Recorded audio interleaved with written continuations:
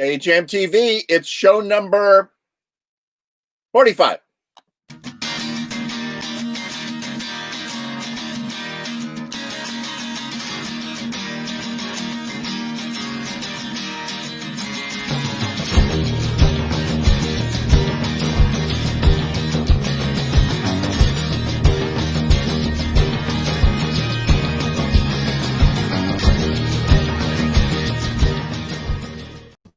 Hey guys. It's odd to have like a hard rock song in E flat, like that's unless there's some like speeding or slowing up going on. E flat, the anti guitar key. Yeah. By the way, last week was 44, if that's correct, right? 44, and I let it pass without giving a shout out to the passing of a great athlete, a guy named Floyd Little, who played for Syracuse and also played for the Denver Broncos when I was out in Denver. Number 44.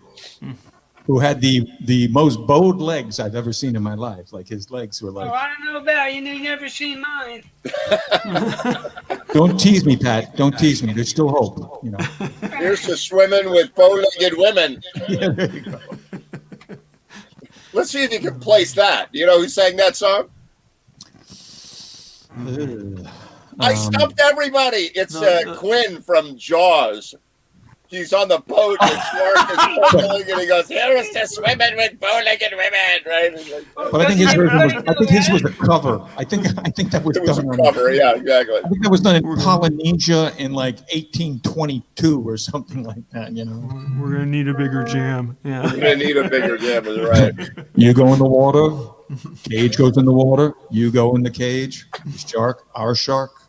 Farewell and adieu. There it is. You know the whole scene except that one line. Yeah, my freaking brother-in-law and I. There's a few movies that we do, and that's one of them. It's like, if you know Danny Cavazzi. Danny Cavazzi is sick on Jaws. He's like sick about it. Really? T-shirts, director's cuts. Director's cut of the director's cut. I used to be a big fan of Jaws. Jaws scared the living crap out of me when I was a kid. It came out when I was, I don't know, how old was I when Jaws came out? I was a little kid.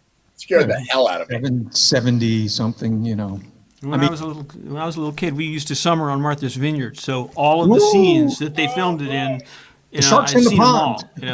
So it was very weird. It was like, how could a shark that big swim in something that shallow? It's like we knew too many things to actually be. He could get in there though. If the tide's right, you could get in that pond. It was totally possible, and very freaky. So where was that in Martha's Vineyard? Martha's Vineyard. That's where they filmed it. Is that in the harbor there? Where? No. Where is that? It's near town. It's near beach on the way to like Oak Bluffs, right? Yeah. Between Edgartown and Oak Bluffs, there's this long beach, and it has two. What do you call them? Like little canals, or I guess you call them. So it's like a bridge, just like in the movie. There's a bridge, and the thing. So people stand there and like fish for fish, and then you can just imagine this fish coming by. Holy crap! And my poor brother-in-law has had to suffer every time I go to Martha's Vineyard and we go to Lake State Beach. He has to suffer through me going like, "Sharks in the pond! The sharks in the pond!" I can't help it. It's like a freaking reflex. I wouldn't get in our pool. Like we had a pool, and I wouldn't get in the pool for like a year. I was like, "That's it. I'm not getting in the pool." Well, people, special effects have changed. Special effects have ratcheted up certain things. The reality of stuff has been ratcheted up in film. But honestly, there are two films that I think are the scariest of all time, simply because they stayed with me. Jaws is one of them. I saw Jaws at a matinee in a theater in Greenwich. Went into Todd's Point after that and was thinking about sharks. Like I'm in the water and I was forever changed. Oh, that and Psycho. Like Psycho, I never took a shower without like a door shut, or if I lived in an apartment, the door locked. It was like, those are, that stayed with you. That's the genius of whatever the phobia was that's involved. Filmmaking, that's just good, honest filmmaking. What they do now, too much reality. Too much special effects, and you immediately go, that's a special effect, Yeah, for me, it was like basic stuff. Night of the Living Dead was like, that's the class. For me, that's the scariest movie on earth, Yeah. And it's the simplest movie. You remember Manresa Power Plant? Yeah. I used to go water skiing in that little. Oh, jeez. Yeah, the little right alongside it. Tell you, jumping in the water after seeing Jaws was no fun. Yeah. Getting me up let me do my run and let me get out. You're water skiing near a power plant, and you're worried about sharks. Yeah, right, exactly. Yeah. Where do you think the big sharks come from? Manresa Power Plant. What do you mean? Do I remember it? It's not there anymore. I thought it was still Well, there. no, it's still there. It's still there. I was using it as like a navigation aid for like a year ago. I don't know. Yeah. As the generations go on, it kind of got forgotten, you know. Mm-hmm. But yeah, Manresa's still there. You know, the Hitchcock got Starbucks, Hitchcock got Psycho right, you know, but the birds, that never became a scary thing. Birds to me, it was kind of silly, and the special effects that they used didn't quite, you know. Yeah, the fake bird, you know, pecking at her like as if somebody's holding the thing. You know, if you hold a bag of French fries in your mouth, yeah, then a seagull will attack you, you know. But it's like, other than that, I once saw a kid at Campo Beach. I swear to God, he was like 2 or maybe less, and they gave maybe he was 2.5. They gave him a hot dog, right? So here's this cute kid, like dressed like by Oshkosh Begosh and whatever, and he's in Westport on the beach, living his privileged life, and he's holding his hot dog, which is like this big compared to him, and he's sitting there and he's looking at the hot dog, and a seagull landed on his head and grabbed the hot dog and took off. And this kid now realized that the world was a cruel place. Yeah. he would have really gotten it if the seagull had crapped on him and then taken the hot dog. That would have Exactly. I mean, you don't even know this is possible. You don't even really know there are seagulls when you're that age. And here it is. It takes your hot dog. Like now you have to put all the kids in therapy to this day, I'm sure. I had to save my children's lives from like rambunctious geese at the Stanford Nature Center. Oh, you know, where they're looking at like, you know, the low-level petting zoo stuff and that kind of stuff. And these geese had a bug up their ass, man. And they, you know, like they were going for my kids. And it was like, you know, it was like it was an early on thing. It was back when they still thought I was a hero. You know, it was like, they were like, you were scare away geese. I figured out the trick. They hate high frequencies, high notes, because I used to rehearse by the Charles River. And geese would like come up and start to circle around you. They're like really threatening and kind of stalking you.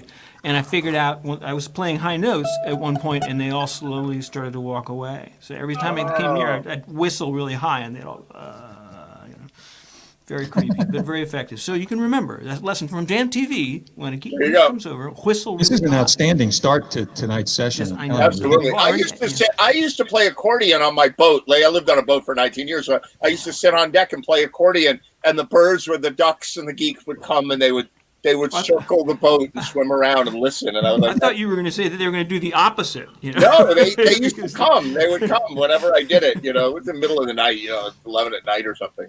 I'm sure the neighbors love that. Yeah. All right, Bill Nolman, what do you got for us? I got some songs. Give me a number, Ed. Give me a number. 4. Okay. All right. I have some songs. And I'm going to start it off with a little Steely Dan song.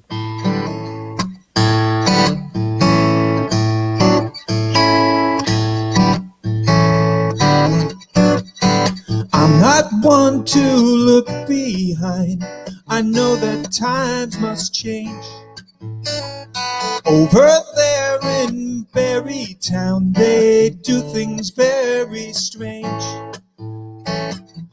Though you're not my enemy, I like things like they used to be.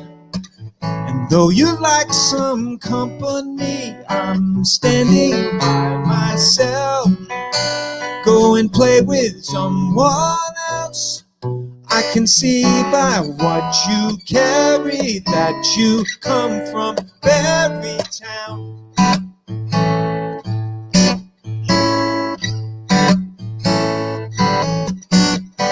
Don't believe I'm taken in by stories I have heard. I just read the daily news and swear by every word. Don't think that I'm out of line for speaking out for what is mine. I'd like to see you do just fine, but look at what you wear and the way you cut your hair. I can see by what you carry that you come from every town. In the beginning we were called that the world was hurled. Buried time, people gotta come from another world.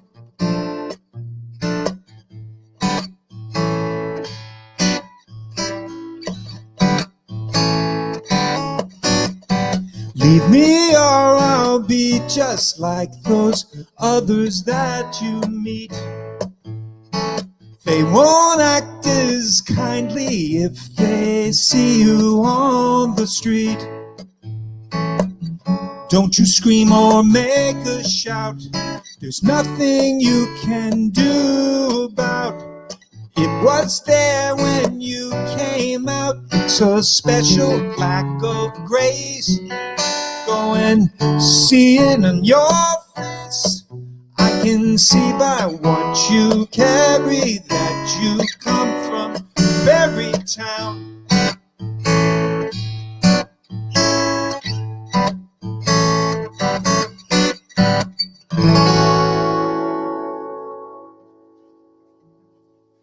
With the proper ending.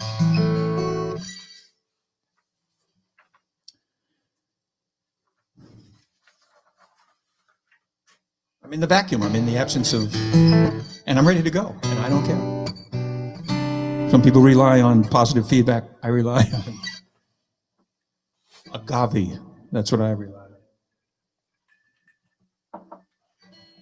So this is a song by a guy named Andrew Gold. It was a bit of a hit, and in an aside to this, my friend Mike Mugridge wrote a song with Andrew Gold, a great song called Katie, which we've played a few times, and he was in conversation with the guys from Orleans who were friends of his, and he sent them some songs, and they said that they're going to do an arrangement and a performance of Katie at some point, which is really cool because they've already done one of his other songs. So anyway, that's cool. So this is an Andrew Gold song.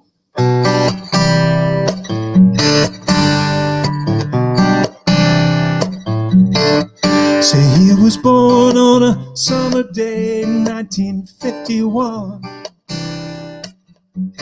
And with the slap of a hand he had landed as the only son. His mother and father said, what a lovely boy, let's teach him what we learned. Yes, so what we learn, we'll dress him up warmly and send him to school, teach him how to fight and be nobody's fool. Oh, what a lonely boy. Oh, what a lonely boy. Oh, what a lonely boy.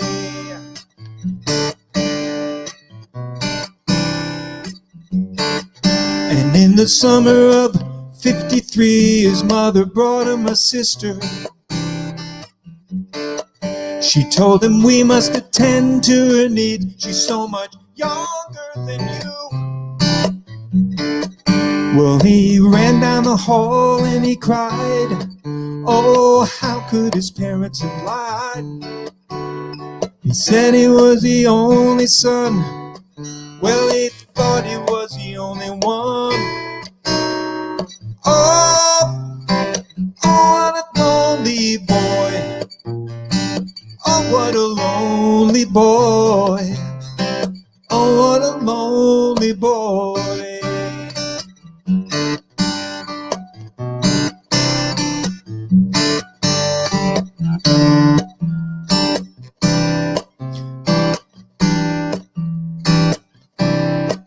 Goodbye, Mama.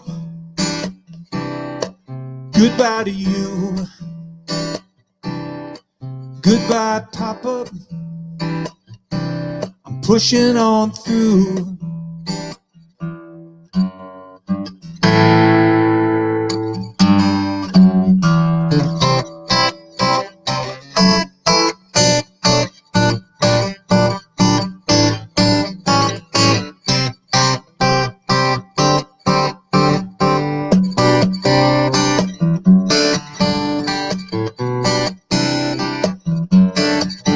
he left home on a winter day, 1969.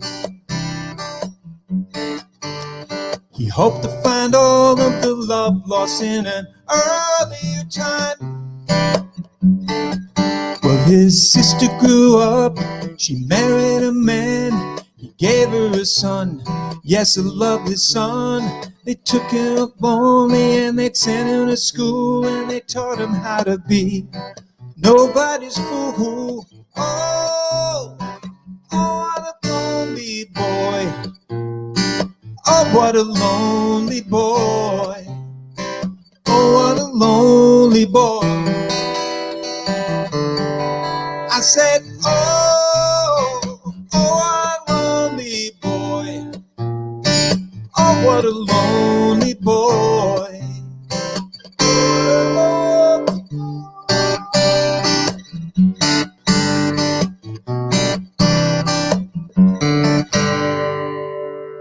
The castrato.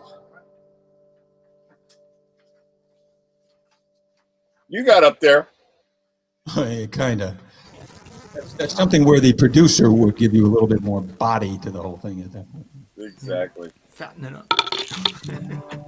I don't know. I thought it was pretty cool. That goes for all of us. We're all lonely boys now. We're all Not me. I'll explain when it comes my turn. But Oh, okay. yeah. I got a very ambivalent situation, but I don't want to cut into Bill's set here. Can't wait for that story. All right, Bill, go ahead. Do another one. Could be farm animals involved. Who knows? Only in one head, Max.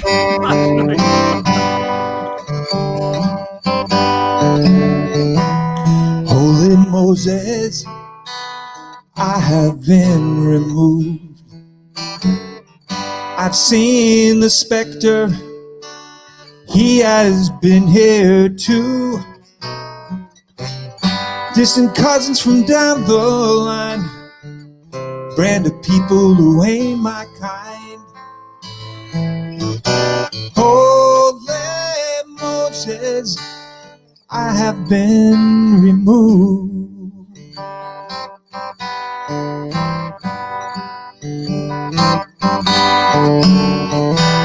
Holy Moses, I have been deceived. Now the wind has changed direction and I'll have to leave. Won't you please excuse my frankness, it's just not my cup of tea. Holy Moses, I have been deceived.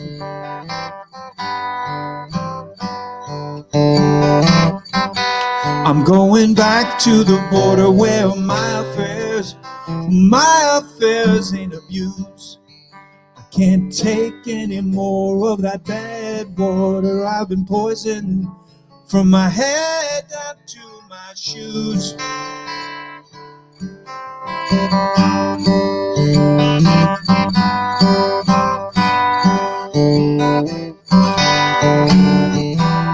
Holy Moses, let us live in peace. Let us strive to find a way to make all hatred cease. There's a man over there. What's his color? I don't care. He's my brother. Let us live in peace. He's my brother. Let us live in peace. Yes, he is. He's my brother. Let us live in peace.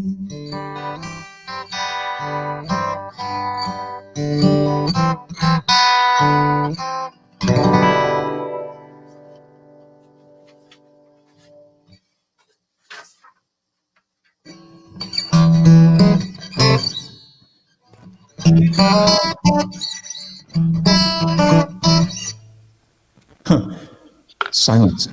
I thought we were turned on. Oh, we lost Pat. He disappeared. Silence like the cancer grows.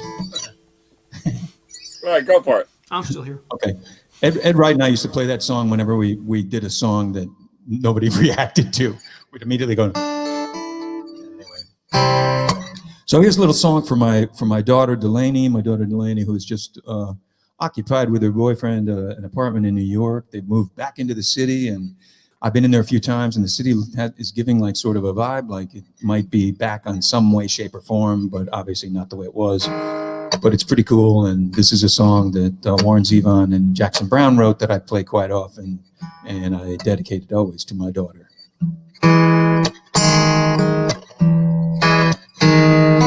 See, Mama, where your pretty little girl tonight? She's trying to run before she can walk, that's right. She's all grown up. She's got a young man waiting. Oh, she's growing up. She's got a young man waiting. Oh, she's wide-eyed. She'll be streetwise to the lies and the jive talk, and she'll find true love and tenderness on the block.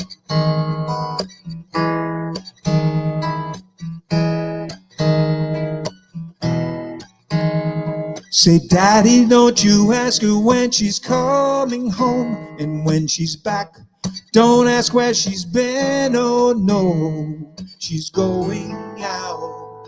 She's got a young man waiting. Whoa, she's going out. She's got a young man waiting. She's okay, let her have her way. It's a long walk and a long walk since you tried to love and tenderness on the block. She's gonna find true love. She's gonna find true love. She's gonna find true love. Tenderness on the block.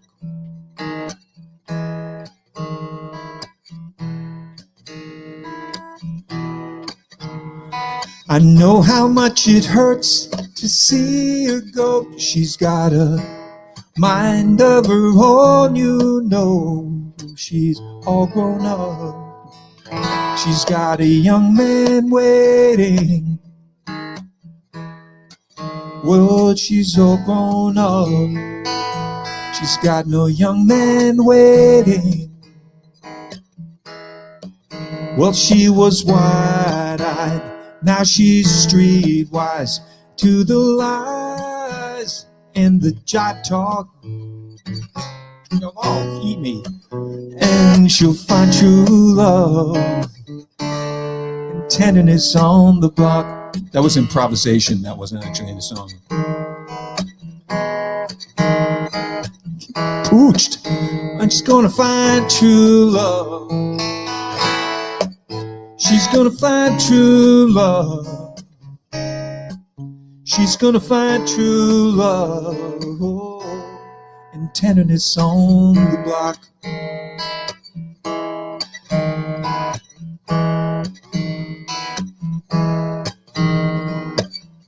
Everybody's talking at her. She can't hear a word they're saying.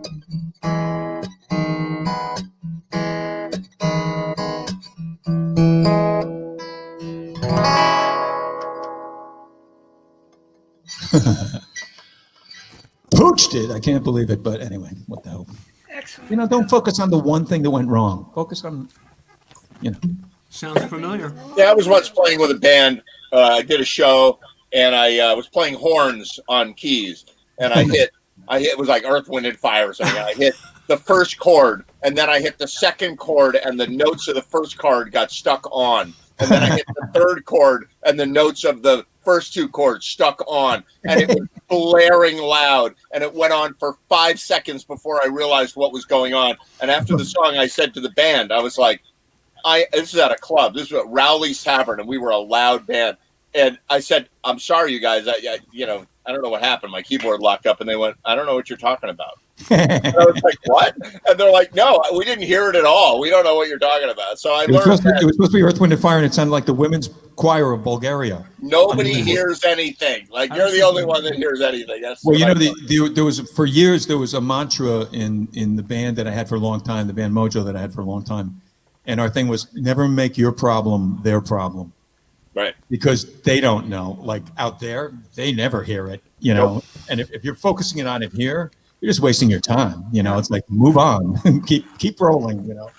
Exactly. Because I'm watching you for the good stuff. I'm not watching you for you fucked it up, whatever. You know. Well, you know, you're assuming that I'm watching you at all. You're assuming that, like, you know, I may be sitting there and tapping my feet and dancing and whatever and getting drunk, but that isn't necessarily a deep relationship with the musicians, you know. Yeah, I watched Bono. Oh, go ahead. Yeah. Go ahead. No, go ahead, Bo. I watched Bono forget all of the lyrics to the chorus of "Unforgettable Fire," which is like their anthem on. That's awesome. I love that. He scrambled them because he just couldn't remember them right. And I was there with 10 people and nobody knew it. They were all like, "He did? He missed it?" You know. I love that. I love that you went to the show that he completely hosted, and you'll remember it for the rest of your life. Otherwise, it would have been like, "Yeah, I don't know. I went to some show, whatever." Yes. Yeah, I mean, I've seen guys start. I mean, I remember seeing Todd Rundgren at Toad's place. And I'm a big fan, and he's playing a song on piano and starts it, pooches it, starts it over again, you know, and I'm just sort of like, wow, way to practice. You know? Exactly. It's the way you know it's not a backing track, you know, they're not doing a track act. Definitely. Anyway. Hey, if I don't make it back, I just want to say goodnight, guys. See you, Pat. Good night, Pat. Good to see you. Thanks for coming. It's always good to see you. Good stuff. All right, we'll be right back. Jam TV. Thank you, Bill Nolman. We'll be right back with Wilbur.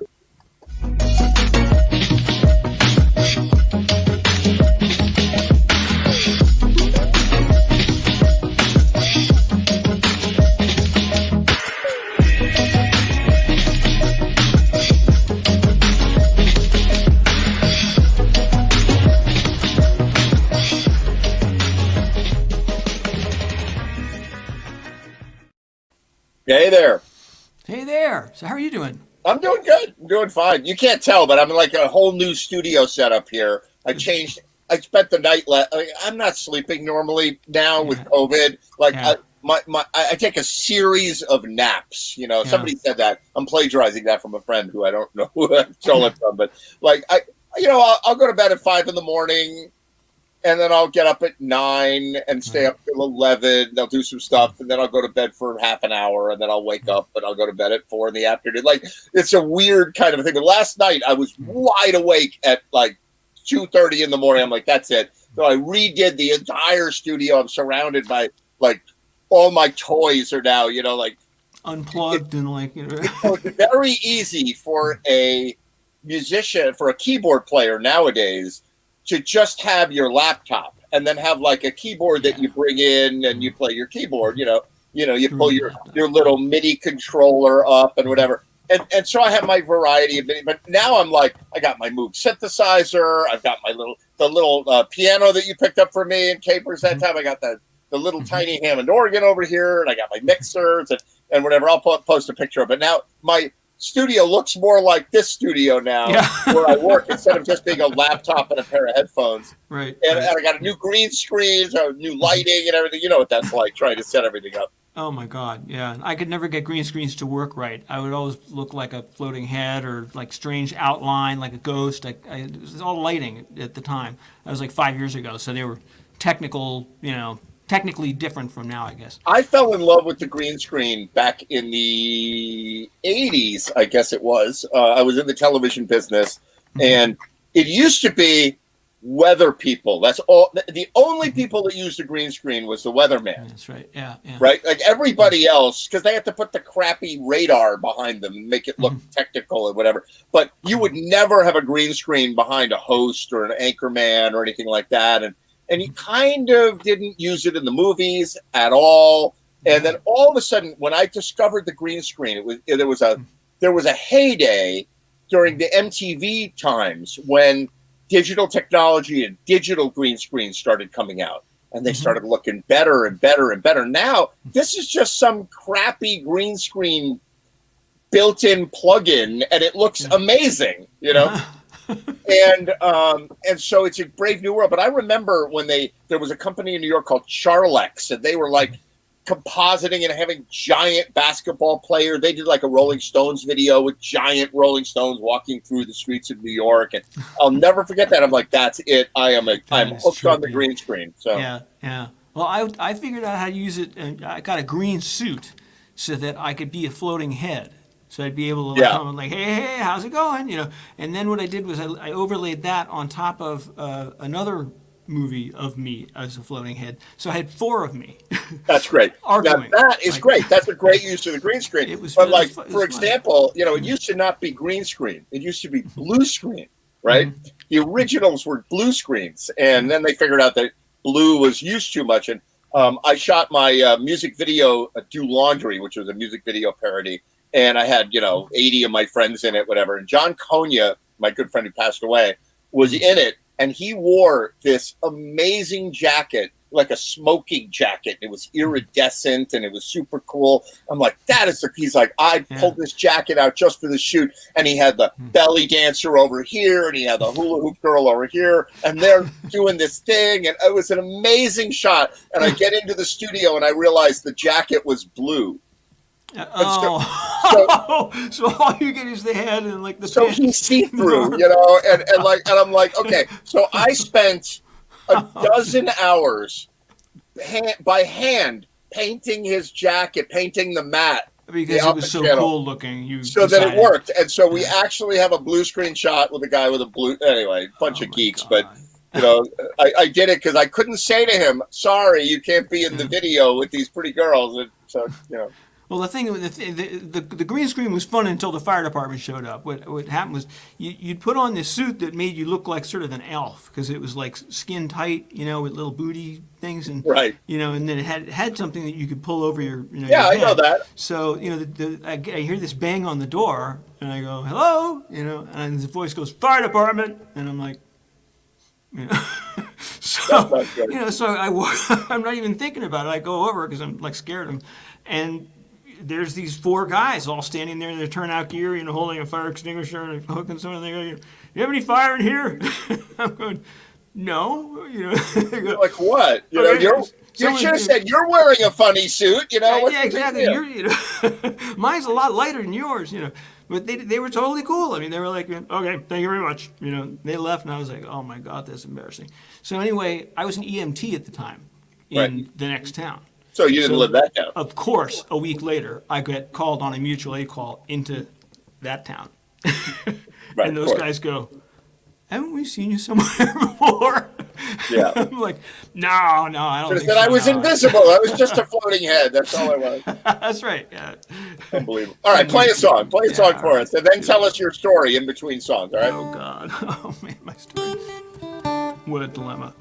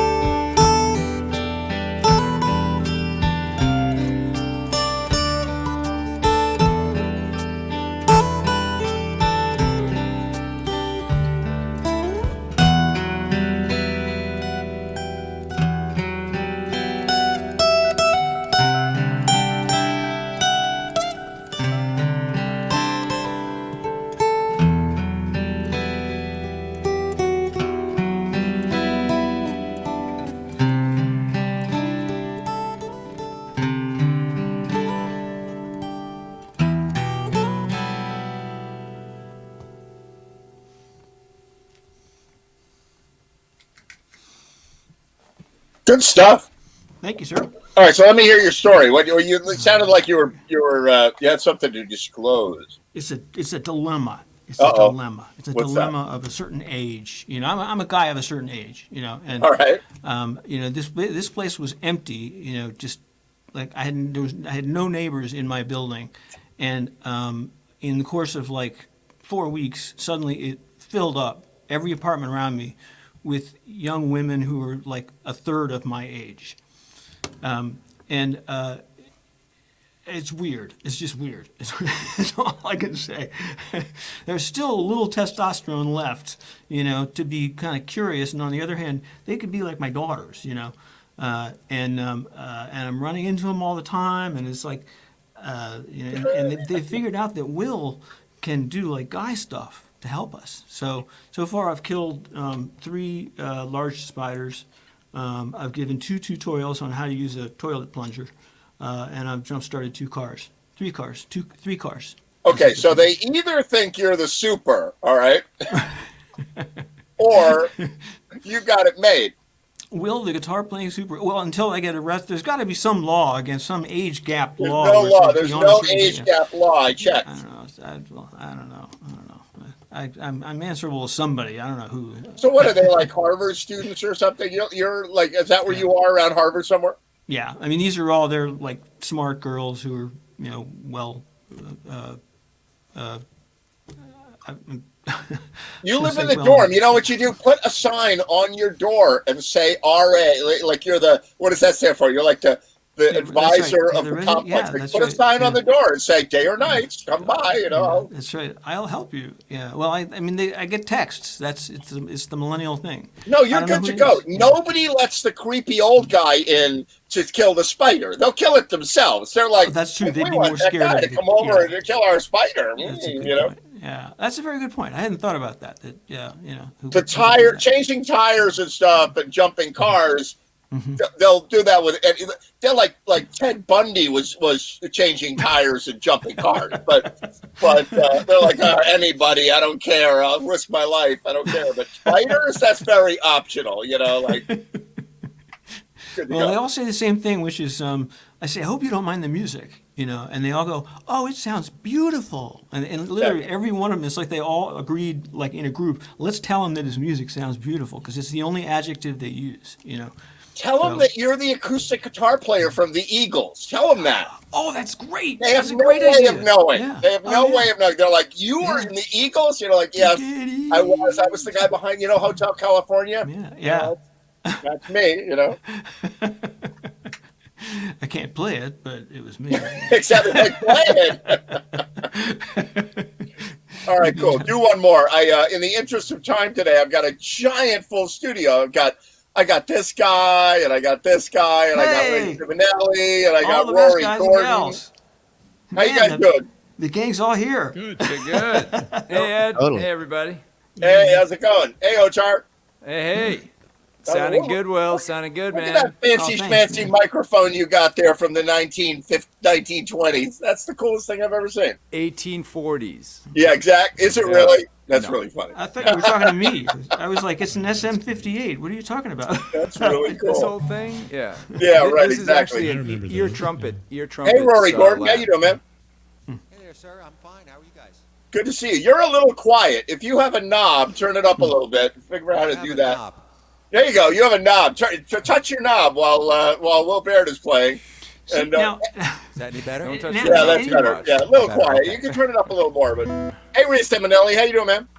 Pretty good, man. How you doing tonight? Yeah, you sound great as usual. Yeah, good to see you. Anyway, I just wanted to show that we've got this giant, amazing acoustic hour going here. Ray Simonelli was probably the first participant in the acoustic hour because I always ran electric jams. Mm-hmm. And then we were at Cobb's Mill Inn, and the owner said, you know, you need to either start later or you need to play quiet in the beginning because we don't want our dinner guests who are like 150 yards downstairs away. And Ray and Bill Gagan said, why don't we play acoustic music and we'll do an acoustic hour? I'm like, what a crazy idea. Then that turned into a whole jam, and that turned into a band. And anyway, All went south from there. All went south from there, exactly. And you were there, Chris Owen. You were there when the acoustic hour was born. Yeah, I remember. I remember when we came upstairs and we were in the big room and the acoustic hour began. The jams. It was great. It was great. It was a cool vibe. We were like the Great Gatsby in that place, you know. Like, Hey, Chris, that's where I first heard you do Red Rubber Ball at Cobb's Mill Inn. Yeah, that's right. Yeah, I probably did open with that one once. Good stuff. All right, well, Baird, with no further ado, why don't you take it away and do another song? All right, one final one.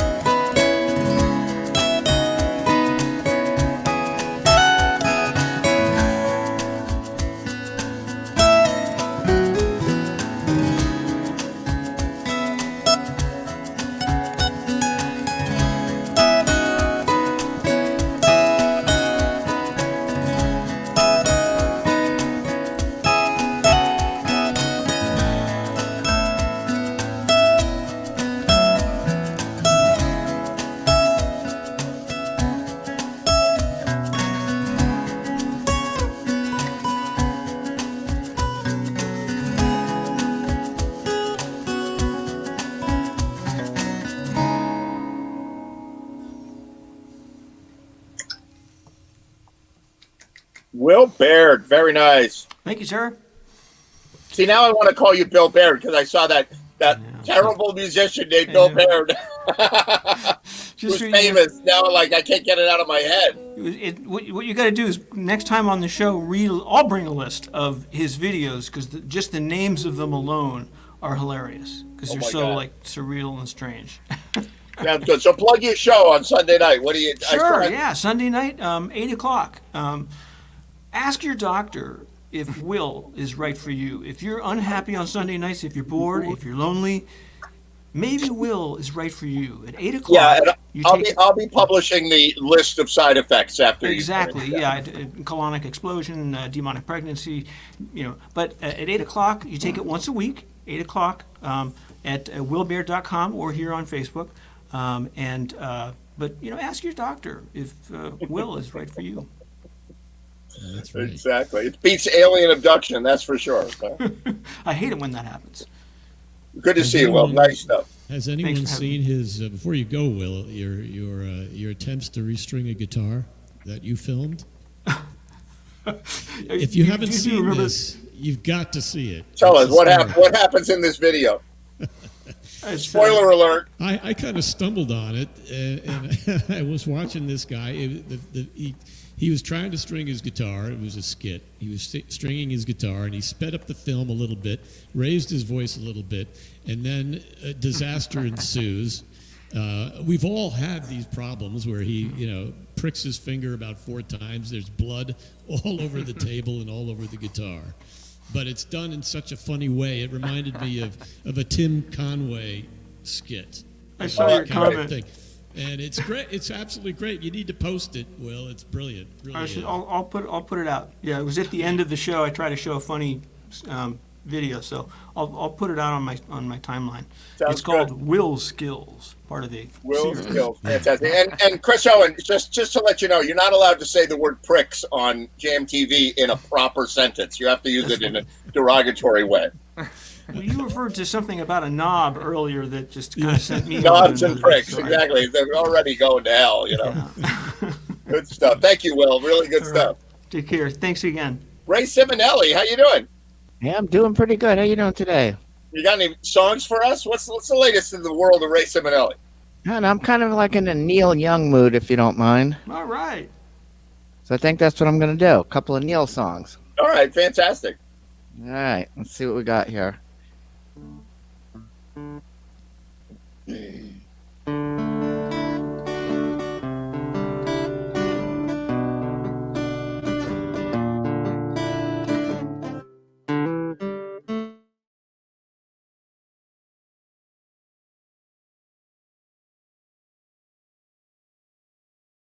I heard you knocking on my cellar door. I love you, babe, can I have some more? Ooh, the damage done. I hit the city and I lost my band. I watch a needle take another man. Gone, gone, the damage done.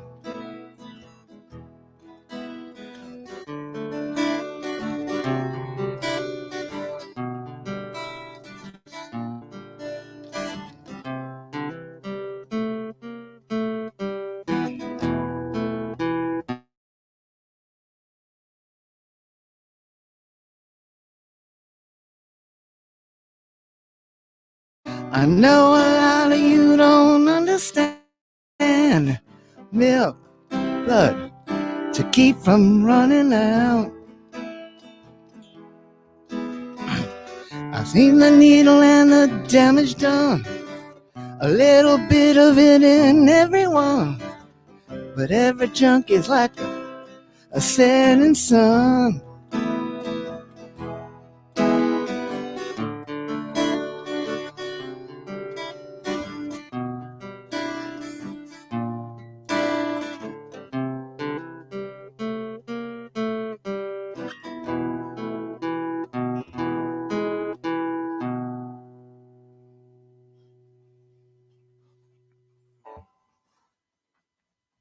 Little Neil. That was a great ending. I was like, ready. Your connection froze twice, and we got to play the old Ray Simonelli. Drink a shot when Ray Simonelli is. Oh, hold on. Wait a minute. Let me catch up. Wait. That's right. Only fair. Exactly. Yeah, Ray comes back. If you see your connection freeze, Ray, we expect when it unfreezes that you'll come back drinking. That's what I want to see. Okay. Well, on my end, what happens is, because of course it looks like a Zoom meeting type of thing. We freeze. What Right? happens is, everything freezes. It goes black. Then you get the swirly thing, Oh. and then everything drops back in. So who That's knows? a feature. That's a feature. You guys are truly pros because you're able to watch the screen while playing and be aware of what's going on. I usually kind of zone out. Now, Exactly. that would Pretty require good. me to do three things at once. That might be too much to ask.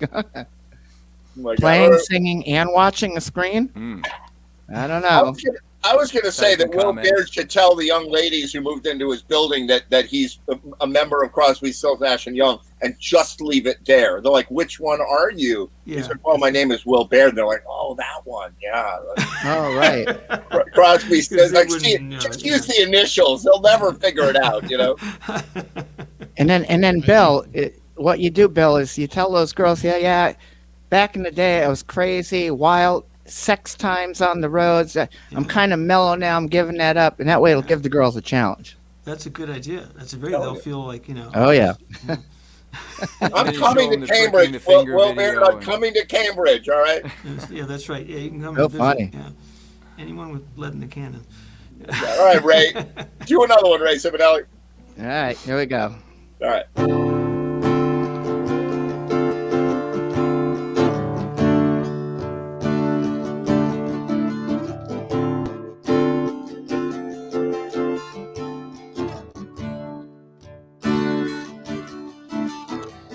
Oh, man, take a look at my life. I'm a lot like you were. Oh, man, take a look at my life. I'm a lot like you were.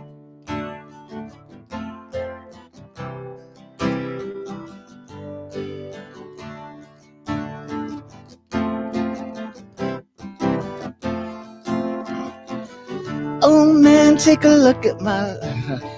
Oh man, take a look at my life. A 24 and there's so much more.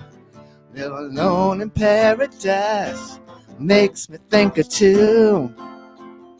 Island loss is such a cost. Give me things that won't get lost. Like a coin that won't get tossed. Rolling home for you.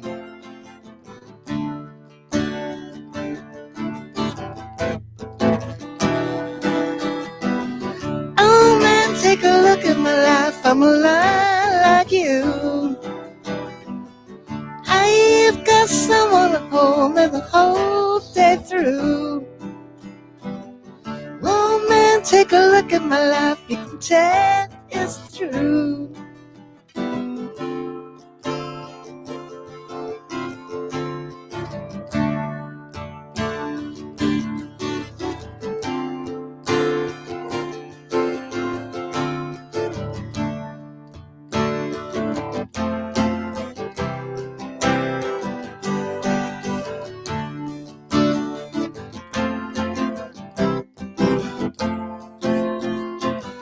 Lullabies in your eye, I run around same old town.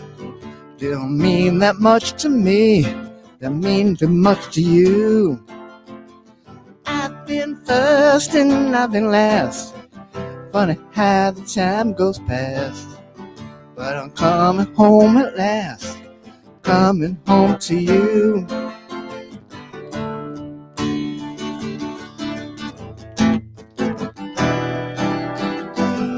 Oh man, take a look at my life, I can tell it's you. I ain't got someone home and the whole day through. Oh man, take a look at my life, I can tell it's true.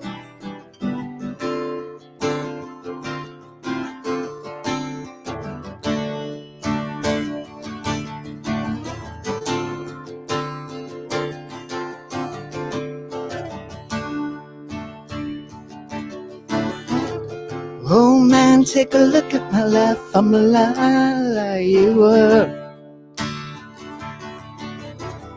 Oh man, take a look at my life. I'm alive like you were.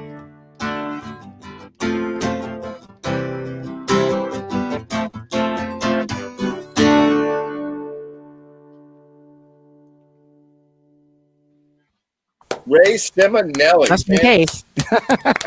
You hit the high notes, man. All right, Ray. Thank you, yeah. That's actually a song that was recommended that I do by Sheila Fabrizio. We had a gig, an outdoor 2-hour gig 2 summers ago that we did together, and like about a month before, she said, I will do it. She said, but there's one song I want you to learn because it's going to be good for you. So that was the one.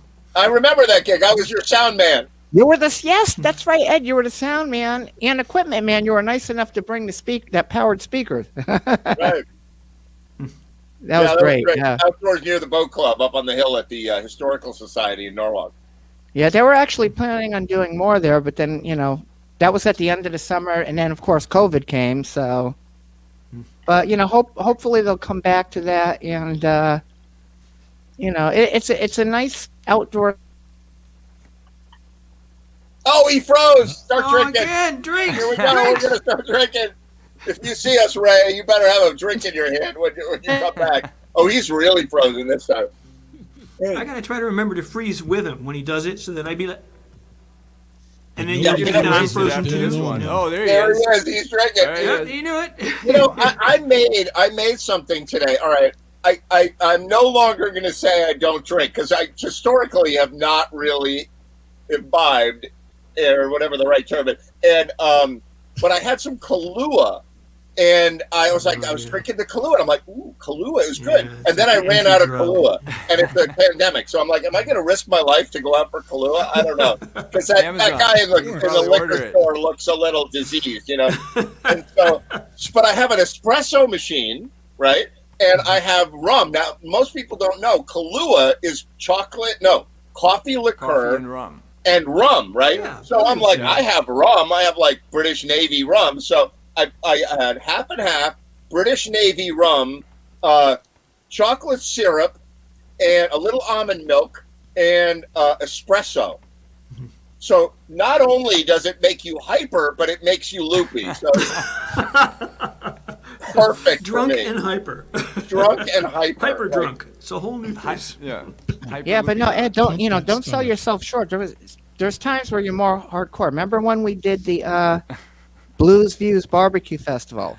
Oh my The big God, I was backup so on the ripped. last night.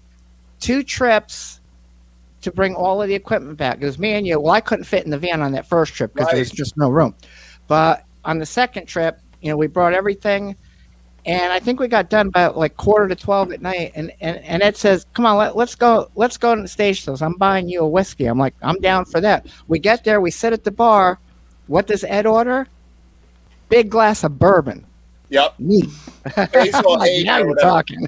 And by the way, I did say I was going to buy you a whiskey, but you bought me a whiskey. You said, no, I'm going to buy you a whiskey because that was a great day playing at the Levitt. And we had all of our friends there. Everybody got to play. It was really an absolutely super time. And Ray was very helpful with the equipment and getting everything set up. And he's frozen now.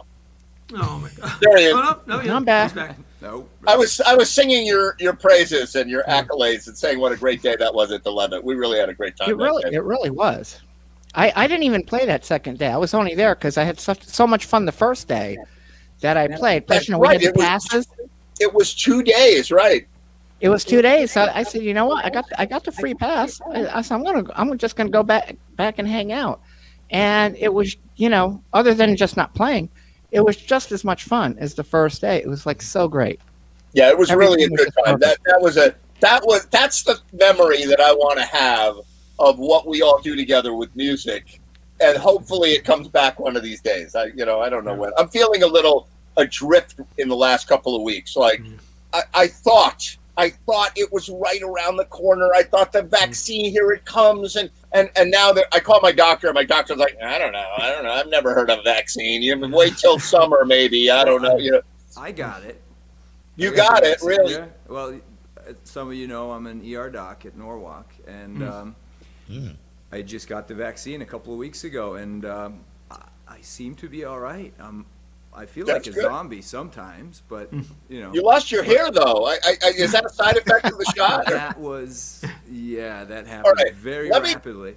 Let me tell you the weirdest thing that just happened, and it has something to do with this, all right, is that I could have sworn that I saw Will Baird talking, and he said, I got mine, and I'm like, really, Will, where did you get yours? And then he said, well, I'm an ER doc, and whatever, and I'm like, that's really funny, because Otar is also an ER doc in Norway. I'm like, no more of this for me. No, but I was an EMT, actually, for Post 53, Chris. I don't know whether you're familiar with them, but Darien EMS. I was a duty supervisor for 11 years, so I brought a lot of your customers in. Yeah, you truck them in and Otar fixes them. That's the job. Exactly. So. Yeah. But I got to tell you, I was pretty skeptical at the beginning when they first made the two vaccines, the Pfizer and the Moderna, and I was a little worried about it. But you know, my first round that was offered, I deferred, and you know, I waited a couple of weeks to see if the people who got it were okay, and then I read all the, you know, FDA reports from both companies, and it seems to be all right. You know, when they showed me the syringe that they were going to inject into me, I looked at it very carefully. It was a little opaque, kind of looked like your Kahlua a little bit there, Ed, and I didn't see any little microparticles or any chips or anything like that floating around, and you know, didn't see any robotic stuff in there, and no chips, no tattoos, nothing happened, and I seem to be all right, except for the hair, of course. They're making the chips smaller now. You can't really see them with the naked eye, but you know. Right. Now the government will be able to follow you I everywhere. had my glasses on. Actually, I know it's a music show, but I'm actually interested to hear your opinion of that, because you know, my thought was, and I did every bit of reading, and you do better reading than I do, obviously, because you know where to look, and I felt like, oh, they pulled out all the stops, they spent $25 billion making this stuff, maybe they're onto something, maybe this is going to be the corner that turned and all that, and I'm interested that you were skeptical and that now you feel a little bit better about it, because I'm like, I want the shot, I don't want to get sick. Right. Yeah, I would go with it. I'd go with it. When it's available, I'd definitely do it. Majority of my colleagues and my friends have gotten it, and everybody's totally fine.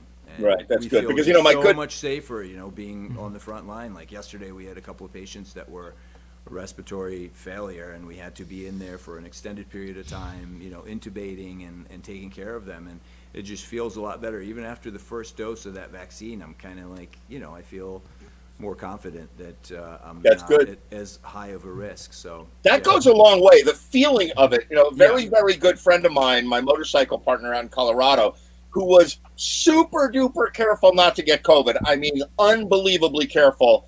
And he got it, you know, a few weeks ago, and he spent about a week in the hospital. And he said, you know, like every day you wonder, am I going to make it till tomorrow? And I feel terrible. And that's got to be a good feeling to know, okay, at least I'm somewhat protected from the shot. Right. Yeah, definitely. And the data is definitely there to back it up, you know, and more safety data is coming out from, you know, physicians, nurses, all the hospital ancillary staff who've had it and are doing fine. There's not a lot of negative side effects. So of course you're going to hear every side effect that if some guy couldn't get it up, you know, in bed with his wife within a week of the shot, it's on NBC. It's going to be all over the media. Yeah. Right. So, all right. Well, thank you very much, Ray Simonelli. That was great. And thanks, Otar, for that information. I'm sure our viewers like that. I like hearing it. And I found out today that I'm going to maybe get the shot in the next group because I'm a music educator.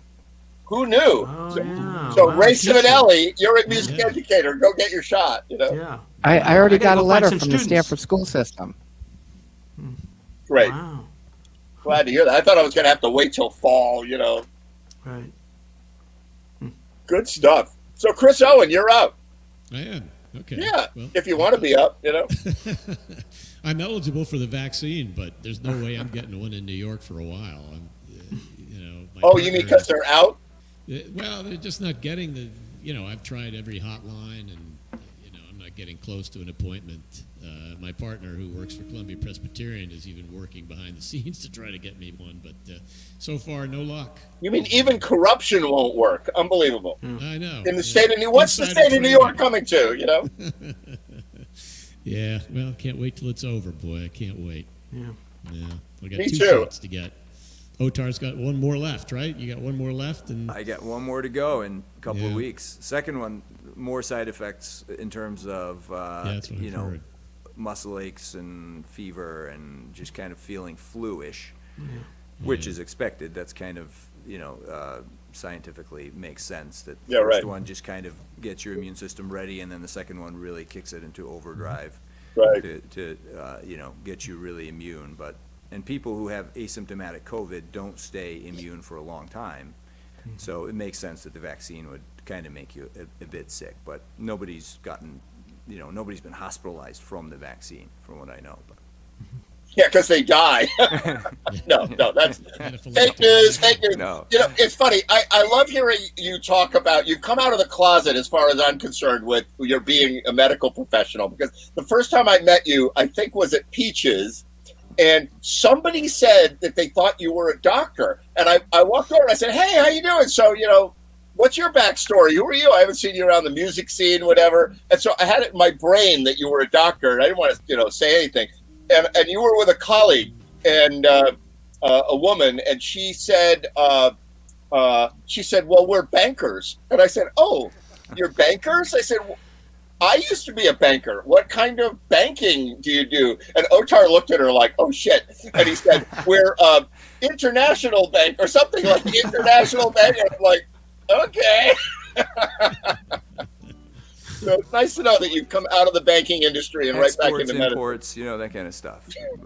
International contracts. Get some vaccine to the jammers. A little behind the scenes. Speaking of corruption. Exactly. Speaking of we corruption. need you, man. We get us some. All right, Chris Owen, what are you going to do? Okay, I'm going to take a stab at a Robin Ford song called "Riley B. King," and it's about B.B. King. Cool. He wrote it with Kev Mo, so the two of them collaborated on it. That's amazing. Like I almost can't see Robin Ford and Kev Mo together. Like they're a little different how they approach music. Yeah. Well, Kev is a lot more deep blues, but Robin has a lot of blues in him. So right. They did this one, and they're both. They love BB. So here's BB King, Riley B. King. It's called. Wish me luck.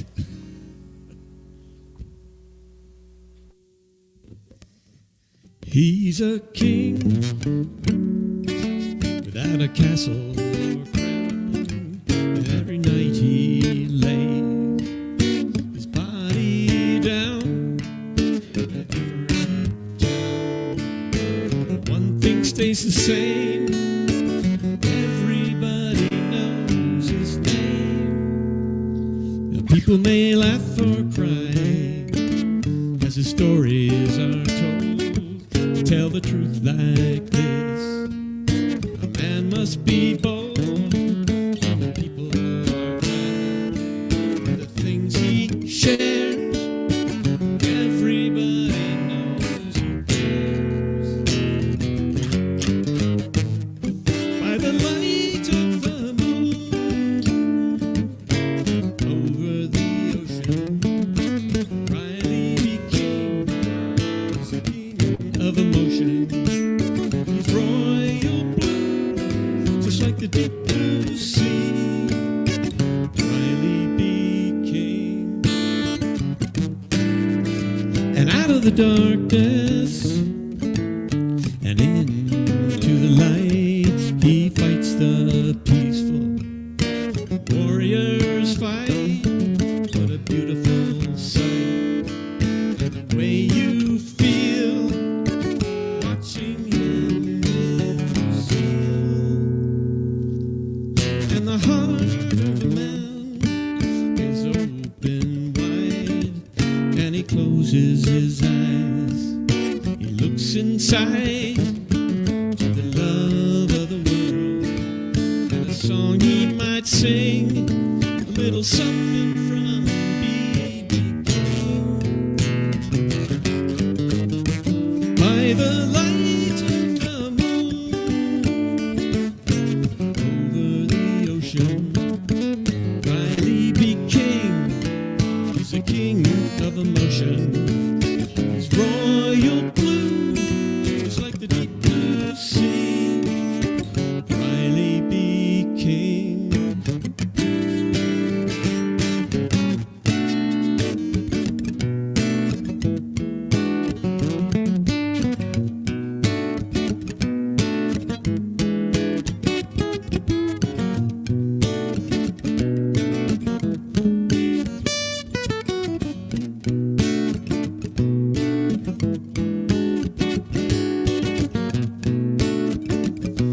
And the stars look down to guide him down the miles of road ahead. And he's given to the memory of a life sincerely led. He's a king without a castle or a crown, and every night he lays his body down in a different town. And one thing stays the same, everybody knows his name. By the light of the moon, over the ocean, Riley B. King is a king of emotion. He's royal, it's like the deep blue sea. Riley B. King. Riley B. King. Riley B. King. Riley B. King.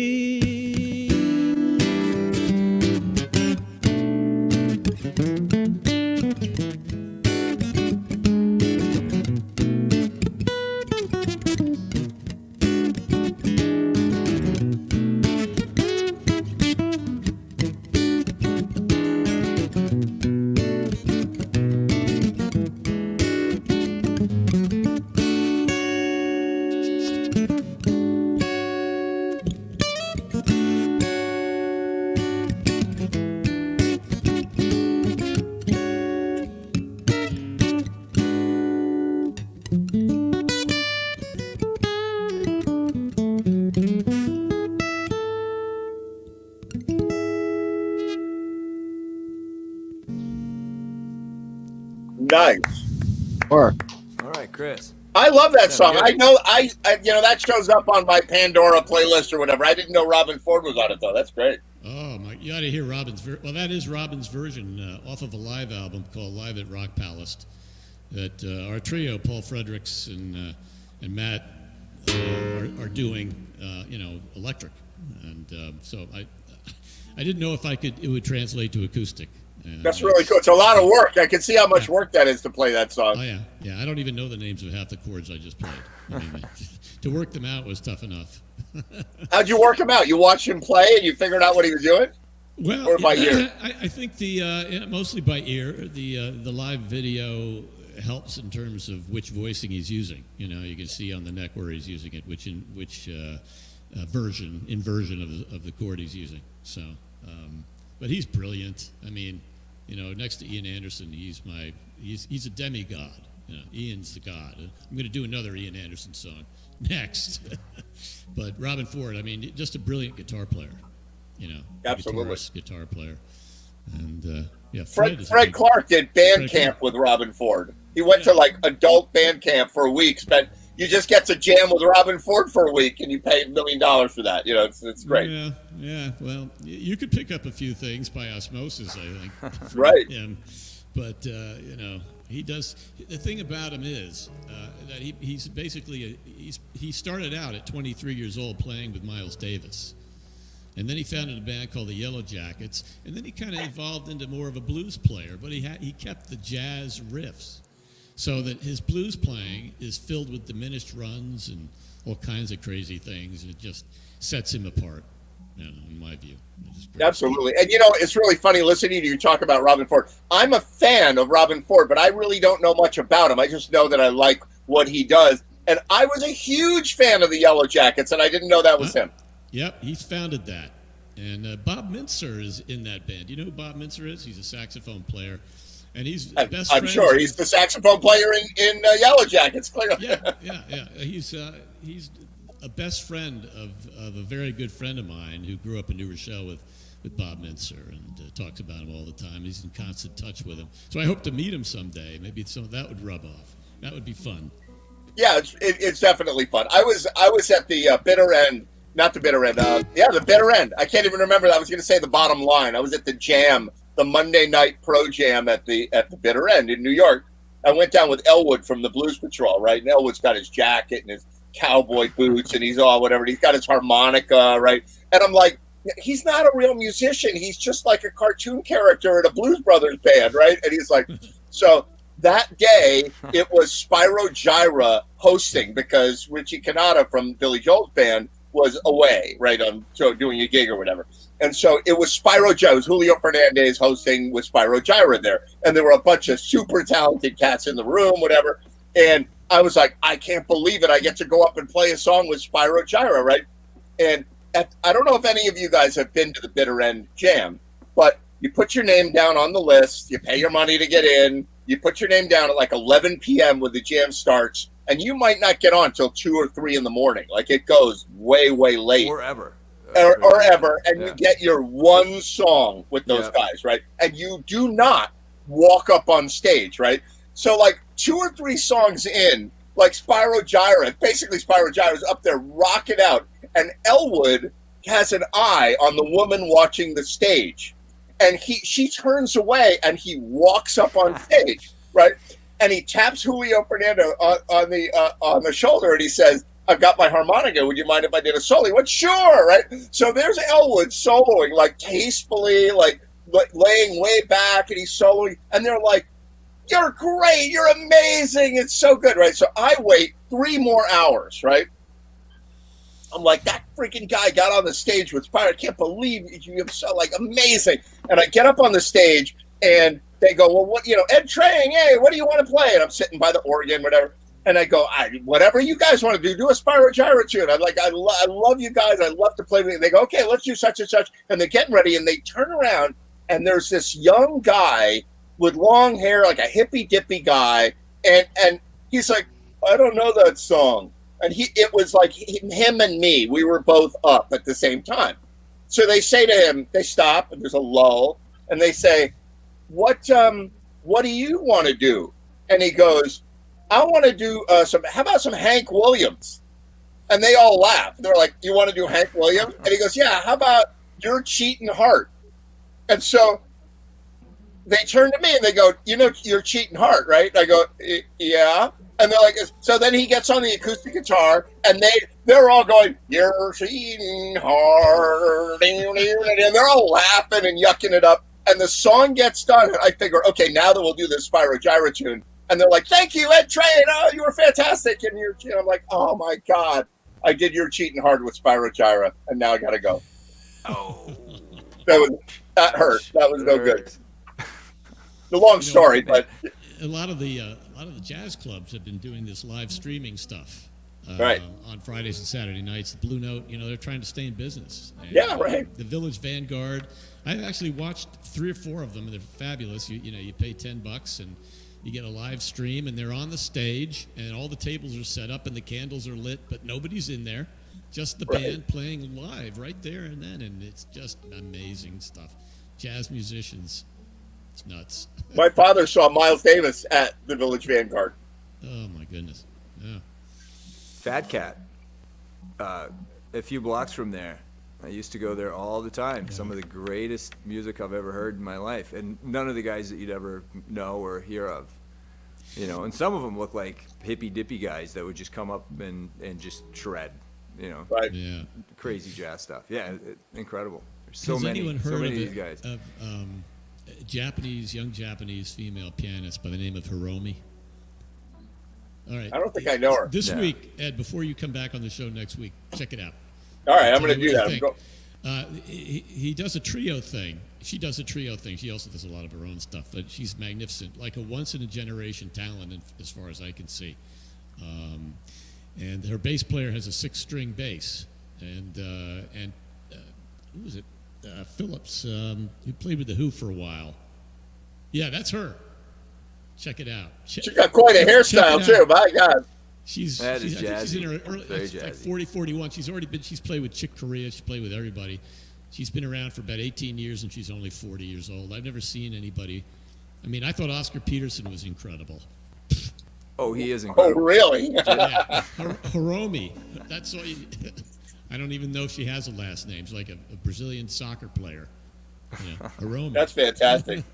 Yeah. As a matter of fact, in a week or two, I'm trying to line this up. A good friend of mine from college. He was my roommate and good friend in college. We haven't really been much in touch, but we reconnected on Facebook recently. And he lives in Japan. He moved to Japan. He's an American who moved to Japan, and he's in the music business in Japan, and he does all kinds of stuff. And he's going to be on the show in the next couple of weeks, so hopefully you guys will meet him. Cool. Yeah, ask him about Hiromi. I'm sure he knows. Probably knows who that is. Absolutely. All right, Chris Owen, do your. What are you going to do? I'm going to resort back to a Jethro Tull tune off of an early one, Benefit. The name of the song is Inside. It's just a very uplifting tune, and I've been in a much better mood since yesterday. What happened yesterday? What happened yesterday? I have no idea, but it was a good day. Popping pills. America. So this is a flute, it's got a lot of flute in it, so I've tried to incorporate the flute parts in my playing here, and again, it's one guitar instead of a full 5-piece band. Let me take this off. Okay.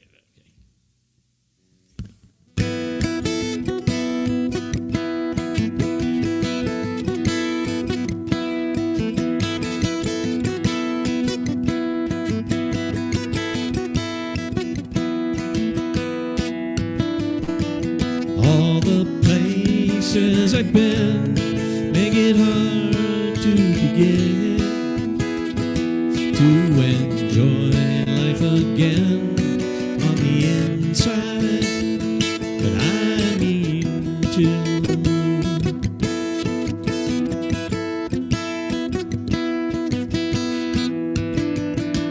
Take a walk round the block and be glad that I've got me some time to be in from the outside and inside with you.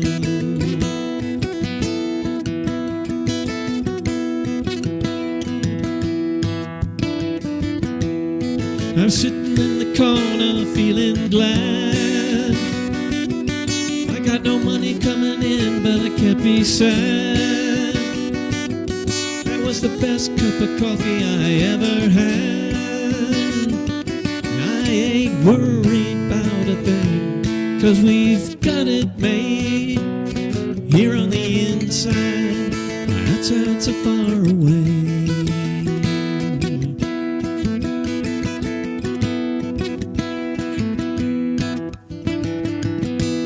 We laugh and we sing, get someone to bring our friends here for tea in the evening. Well, Jeffrey makes 3.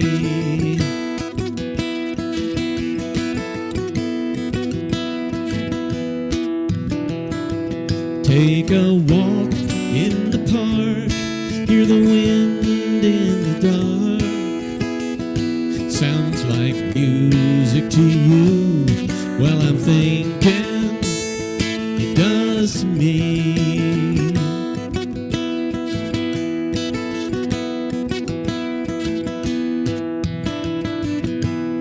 I'm sitting in the corner feeling glad. We've got money coming in and I can't be sad. That was the best cup of coffee I ever had. And I ain't worried about a it made. Here on the inside, my outside's so far away.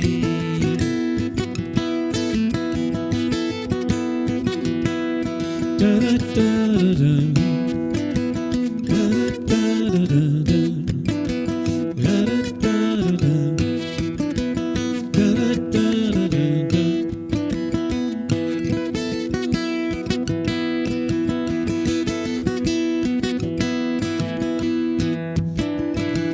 Can you cook?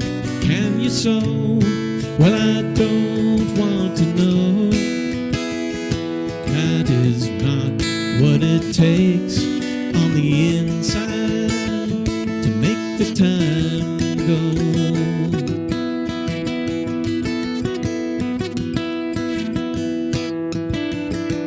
Counting lambs, counting sheep, we were falling to sleep and awake to a new day of living, loving your soul.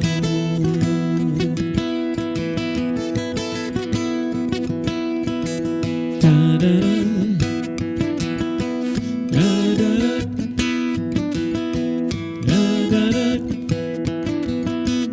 da da da.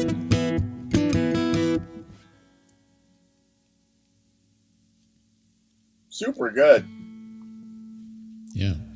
Well, Chris thank you. Owen, fantastic. Thank you. Thank you. Really enjoyed it. Yeah, I'm optimistic about 2021. I hope we have a great year. I hope we all get out of our personal prisons from COVID. And You know, I've been working on the song by The Who, 1921. You know the song, Got a Feeling 21 is going to be a good were year. they even together in 1921? I don't even know.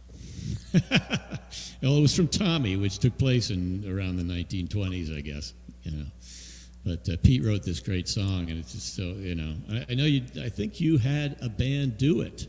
You had a band do it on one of your, or I saw it on YouTube, or Wow. I think Guy Pacino may have actually posted it. Now that I'm thinking about it, Right. Cal Kramer, right? Is that one of your guys? Okay. I don't know who that is. Yeah. Well, maybe I got that wrong, but they did a great version of it as a full band.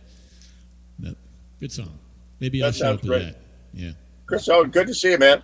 Thank you. Good to see you. Good to see you, everybody. Hang around for a minute. Hey, Rory Gordon, Hey there, Ed Train. Is sitting volume a little patiently. better? What's going on with you? You're I'm a looking. spectator. I'm a spectator. I like it. Other people You're- on guitars too, I heard. You're looking particularly cool today. I don't know what you're doing. I know what it is. You look like one of those Bernie memes in your sweater. You know, like I don't have my gloves, yeah. you need the gloves, and you're like, I've that's seen, like- that's where I've seen you before. There's like, it must be like 50 of them going around. Oh my Like the one that said, I ask once again for a space heater. Somebody's got a picture of him in front of Pepe's Pizza up in New Haven, waiting online outside in a chair. I got to get my production department working on that. I'm slacking, obviously. Yeah, the Photoshop's a whole category of humor. Right? Yeah, you can do almost anything. Oh my God! All right, we're gonna get the team working on that. But you guys got a Bernie meme going. All right. Get All right. yeah. No, everything's well. You know, same as last week. I'm just kind of hanging out. I'm working with that Focusrite thing and the harmonizer. You know, I sit around and play with it, and it locks up, and I get frustrated, and I go, Oh and no! I come back. Technology. Yeah, there's Chris Owen, the expert on Focusrite. There you go. That's the one Makes I got. a big yeah. difference. Right? And I know Otar is got a Focus. Focusrite is making big. I need to get a sponsorship from Focusrite, from JMTV. I have 3 people on the screen. Brian probably has a Focusrite or 2 or 4. You know. You do? I thought you were gonna pull it out and be like, "There it is. There's my Focusrite." Maybe I do. Exactly. I don't know. So, Rory Gordon, what do you got for us tonight? So it was something I keep hearing on FUV all the time now. So you know, I sit around and listen, and I don't know who that is. I like that, and I learn it, and then it goes away. Very cool. Go for it, Let me see if I got all the pedals working here. ladies and gentlemen. Bernie.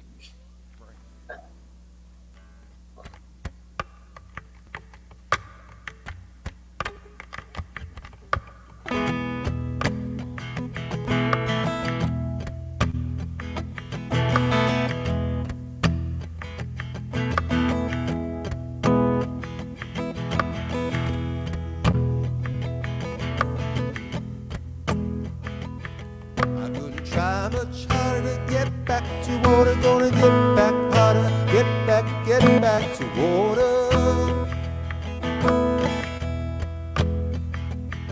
I couldn't try much harder to get back to water, gonna get back hotter, get back to water.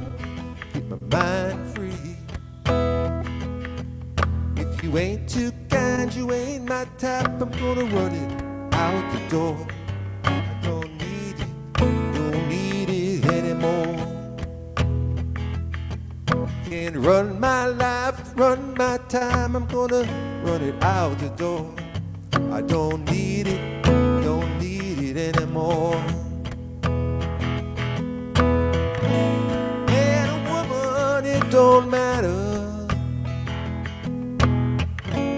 Got to stand up for yourself.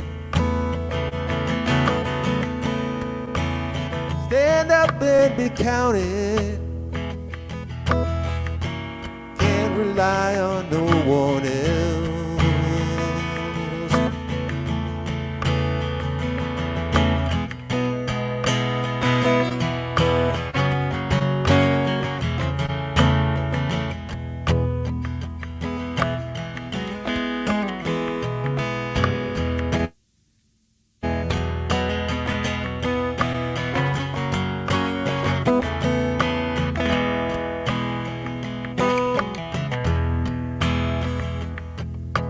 Try much harder to get back to water, gonna get back hotter, get back to water.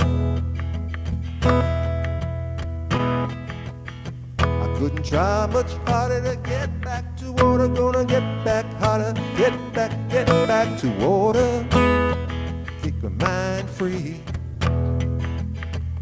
If you ain't too kind, you ain't my type, I'm gonna run it out the door. I don't need it anymore. Can't run my life, can't run my time, I'm gonna run it out the door. I don't need it anymore. I couldn't try much harder to get back to water, gonna get back hotter, get back to water. I couldn't try much harder to get back to water, gonna get back.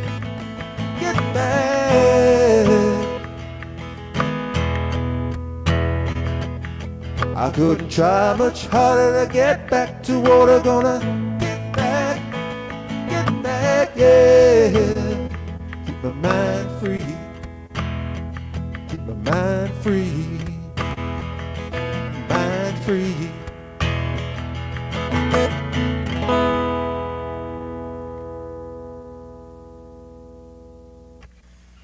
Fantastic. Yeah, I love that song. Hey, you heard that on there? Yeah, Good it's harmonies. My Morning Jacket. They keep playing it over and over again. And I drive in the car. I put FUV for years, and I don't like that. I don't like that. Wow, who's that? I like that. And you just build yourself a set list. And Very nice. How'd you do the harmonies there? How'd you harmonize with yourself? Magic! Magic. They got a guy lying on the floor with a microphone. I didn't get camera time with me. I'm the star. Midgets. Oh my God. Yeah, Little midgets. fellas. No, it's one of those little No. harmonizer pedals. I got the looper here for the drums, and I got the reverb going over here. It's, at any minute, the whole thing could just... Oh yeah, I'm surrounded by wires myself. Yeah, absolutely. Yeah. So, Super good. What else you got for it? since I got the harmonizer, I did this one a couple of months ago, but the harmonizer really helps the song, so... Randy Stone, how you doing? Oh, I love it. That was among the top 1% of the 1% of the songs I've heard today. Pretty good. We need a revolution. We did. I understand everybody's been putting my face on memes all over the place. He's been practicing his. That was really good, by the way. Bernie. He's been practicing his Colonel Sanders impression. That's right. I mean Bernie Sanders. Yeah. Very cool. Go for it, Rory. That cat wants to sing. Yeah, he does. I'm gonna go get my cat.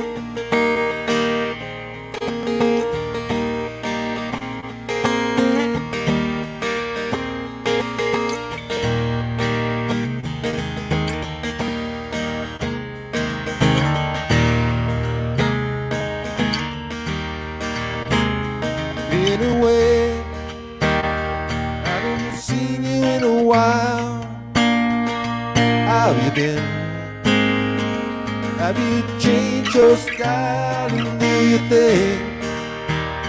That we've grown up differently. Don't seem to sing now that you lost your feel for me. So let's leave it alone, 'cause we can't see eye to eye. There ain't no good guy, there ain't no bad guy. There's only you and me, and we just disagree. Ooh, oh.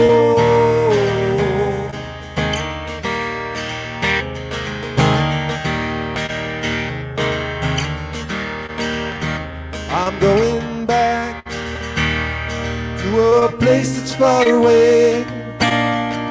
How about you? Have you got a place to stay? Why should I care when I'm just trying to get along? We were friends, but now it's the end of our love song.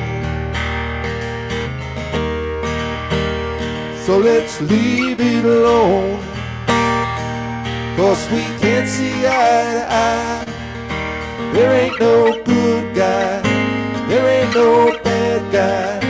There's only you and me, and we just disagree. Ooh, oh. So let's leave it alone, 'cause we can't see eye to eye. There ain't no good guy, there ain't no bad guy. There's only you and me, and we just disagree. Ooh, oh, oh.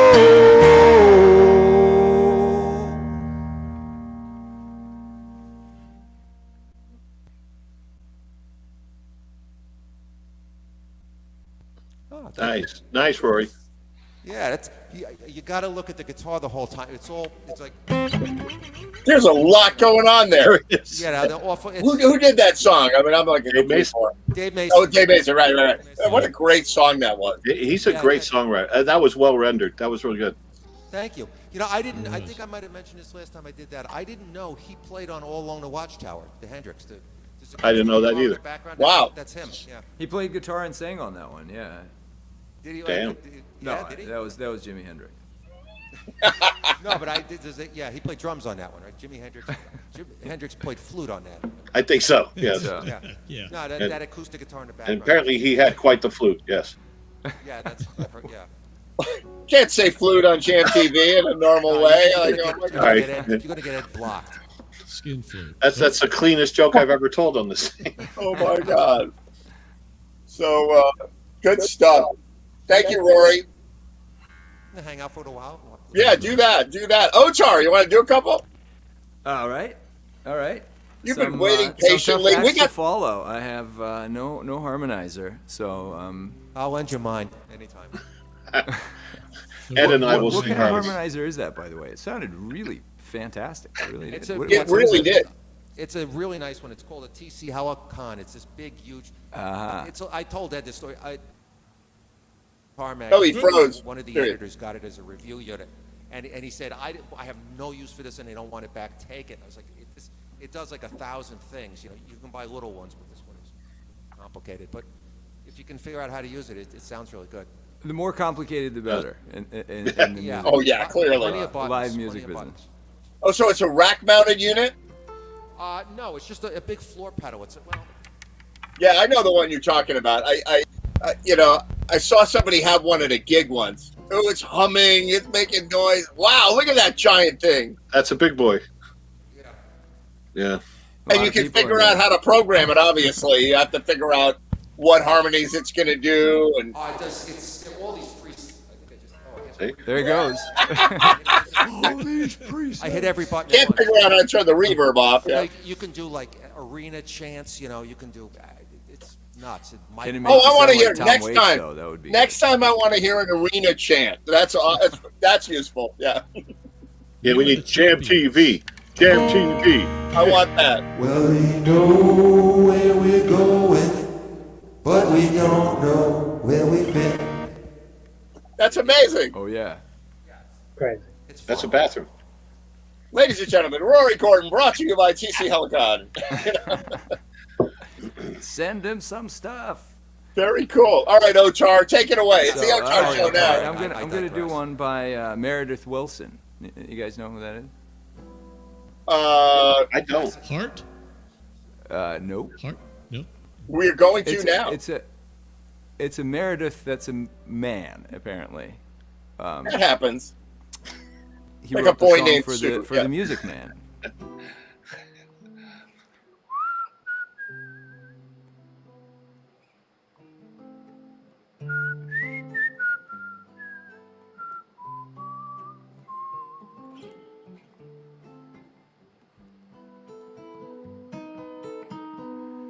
There were bells on the hill, but I never heard them ringing.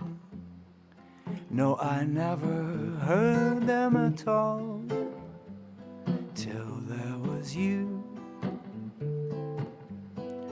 There were birds in the sky, but I never saw them winging. No, I never saw them at all, till there was you. Then there was music and wonderful roses they had sent me in sweet, fragrant meadows of dawn and dew. There was love all around, but I never heard it singing. No, I never heard it at all, till there was you.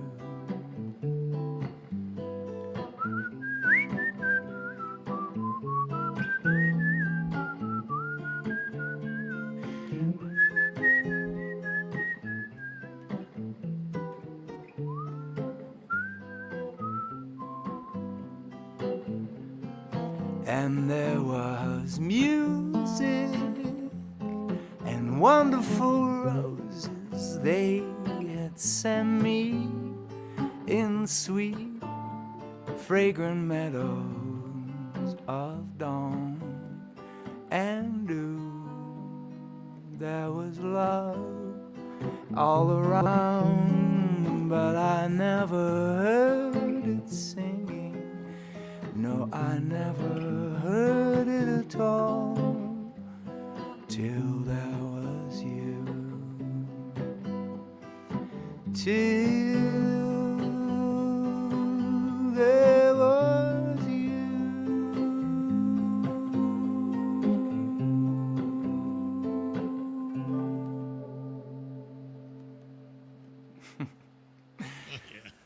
All right. That was great. Thanks, you guys. Fantastic. I'm going to do one of my own tunes. We actually just recently put out a little record. I'll show you. And if anybody wants this record, Cool. It's called Family Gems. I'll send it to you. Oh, yeah. And we actually made this ourselves. We bought these sleeves on Amazon, and Wow. And we made the stamp, a rubber stamp, and we stamped them. That's really cool. Yeah. We put the discs in there.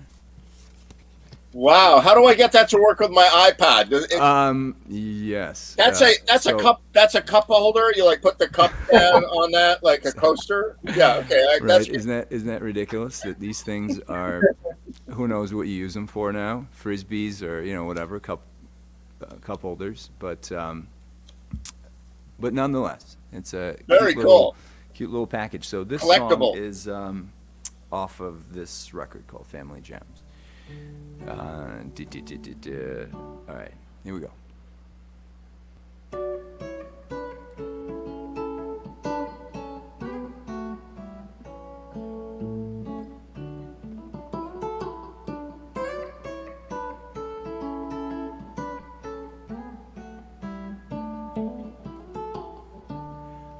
Look out your window, tell me what you see. The sand is yellow and the sea is green. Somewhere she's lonesome, wearing black and blue. The world is crazy, and so are you.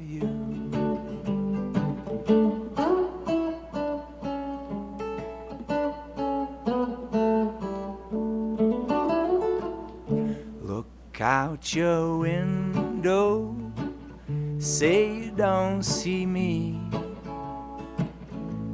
I'm too far gone now, mind is roaming free.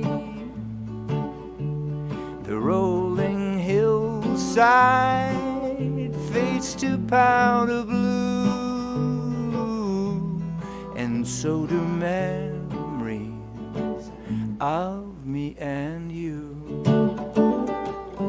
And the roaring fire burns on in the hills of Santa Fe, and the haze is drifting down like a lonely castaway, and children stand and watch their world go up in smoke. Oh, what a strange, amusing joke, now that we're all broken.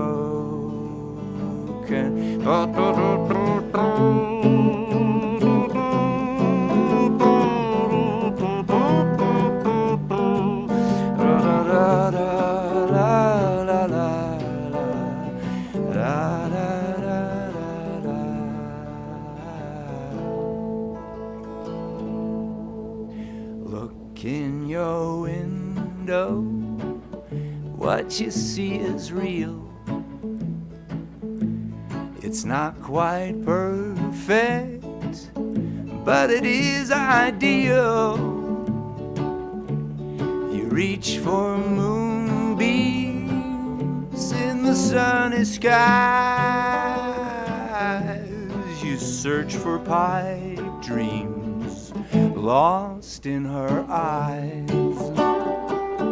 And the roaring fire burns on in the hills of Santa Fe, and the haze is drifting down like a lonely castaway, and children stand and watch the world go up in smoke. Oh, what a cruel, amusing joke, now that we're all broken. Look out your window, down by the sea. Happy relaxation coming over me. Copper rays of sunshine peeking through the trees. Wish that this moment could forever freeze. Wish that this moment could forever freeze. Wish that this moment could forever freeze. 'Cause in this moment we're forever free.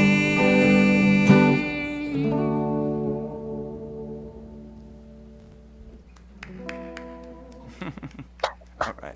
I want that CD. That's All right. great. All right, Ed, you got it. That was fantastic. That was an original? I'll throw it to you. Yeah. Yep. That's a well-written song, man. Like You Don't Know, but that's a very well-written song. Hey, thanks, man. There you The go. only crazy chord in that one is this thing, which Yeah, well, I didn't know about that chord. It just kind of. I'm a stupid bass player. You go past one string, I'm like, Hey, Otar, that Well, guitar thanks, is the guy. bomb, by the way. That guitar is wild. Oh, this thing is a Harmony 76 Rocket. Yeah, And like a I real- threw the real- Bigsby on it. It came with a regular tailpiece, but yeah, it's got 3 pickups, 3 selector switches, and oh man, I love this thing. It doesn't stay in real tune oddball. though. That's the only thing. Since I put the Yes. Bigsby on, tuning's not so good. Yeah, But my yeah, son it's- has a Gretsch with the Bixby, and he has the same problem. I hear about it all the time. Yeah, but I love that, man. If I can ever find one, I'm definitely going to buy it. Oh my goodness. What? Hey, Get Ed. out of here. You got a Bixby on that one too. All right. Yeah, this When- is a 78.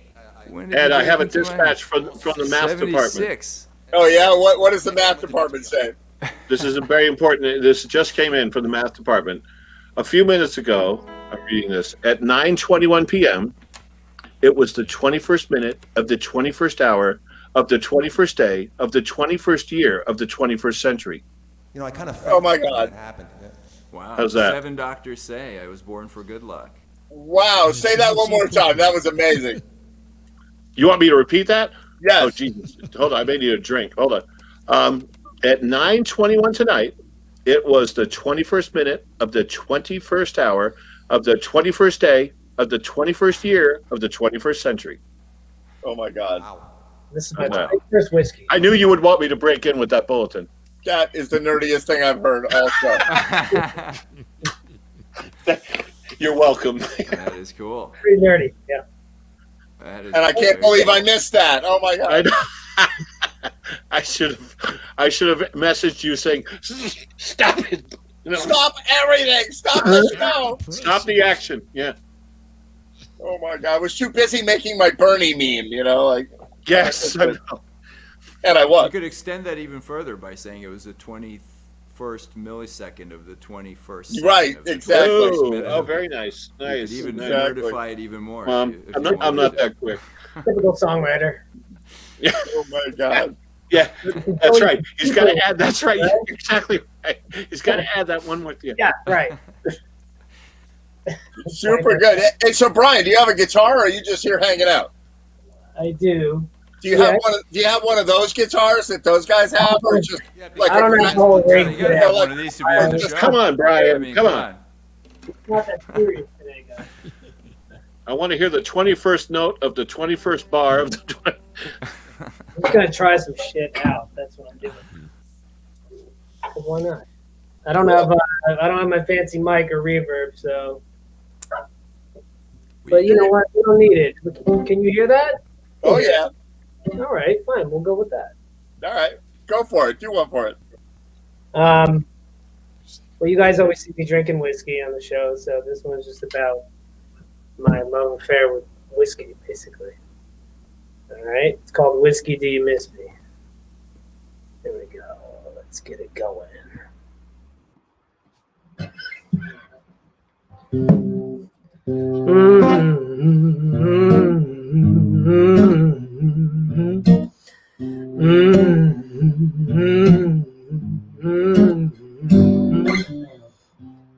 Still remember the first sip, the way you lingered on my lips, and I should have known it was a death kiss. Hit me harder with each shot, broken bottles and whatnot, made a mess of my life, but now it must stop. 'Cause I know I'll never get that closure if I don't stay sober. Tell me, whiskey, do you miss me? Go into my head, whiskey, do you miss me? Sleeping in my bed, the way you make me love what you taste like. Every bitter drop, nothing but sweet lies. But every now and then it still hits me. Whiskey, do you miss me?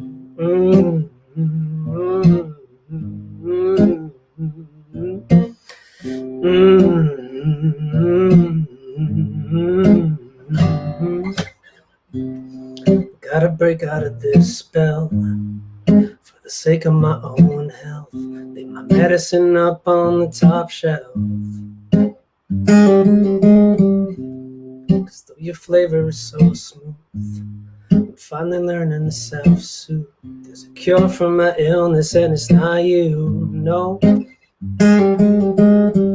'Cause I know there ain't no coming back if I fall off that wagon. Tell me, whiskey, do you miss me? Go into my head, whiskey, do you miss me? Sleep in my bed, the way you made me love what you taste like. Every bitter drop, nothing but sweet lies. But every now and then it still hits me. Whiskey, do you miss me? Even though it's so tempting, your love is so empty, you can't fulfill me anymore. No, no, no. Instead of fighting against you, I made my mind up to send you straight down the drain. It's time for one final prayer.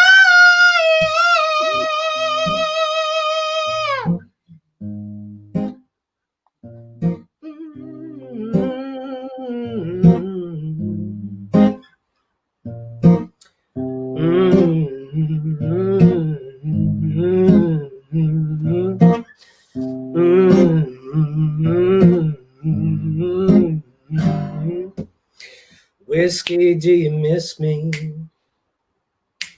Go into my head. Whiskey, do you miss me? Sleeping in my bed. The way you made me love what you taste like. Every bitter drop, nothing but sweet lies. But every now and then it still hits me. Whiskey, do you miss me? Oh, oh, do you miss me? Oh, oh, do you miss me?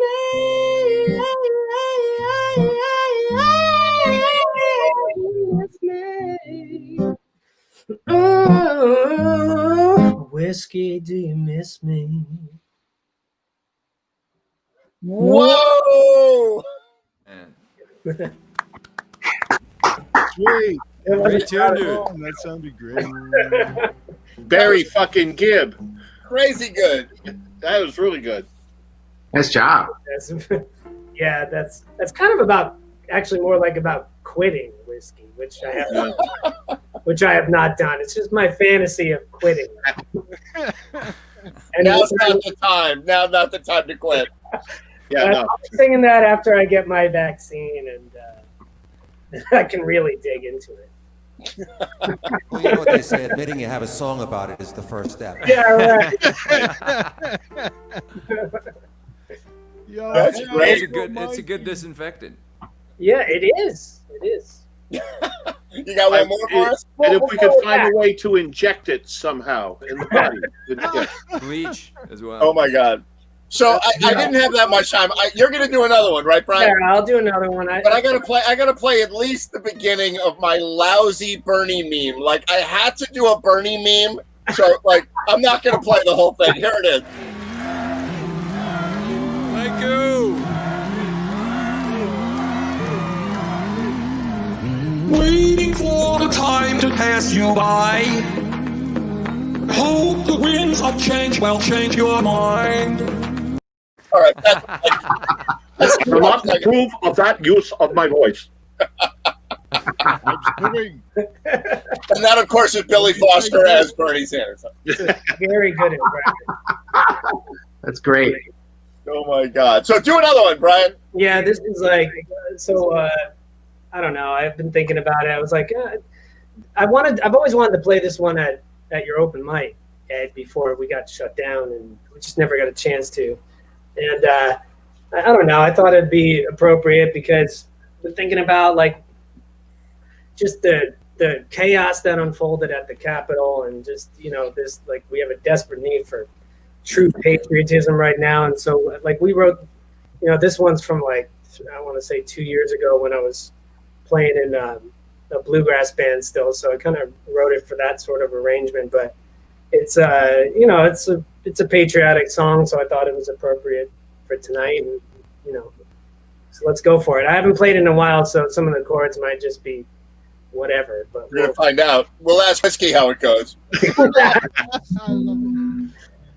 called For God and Country.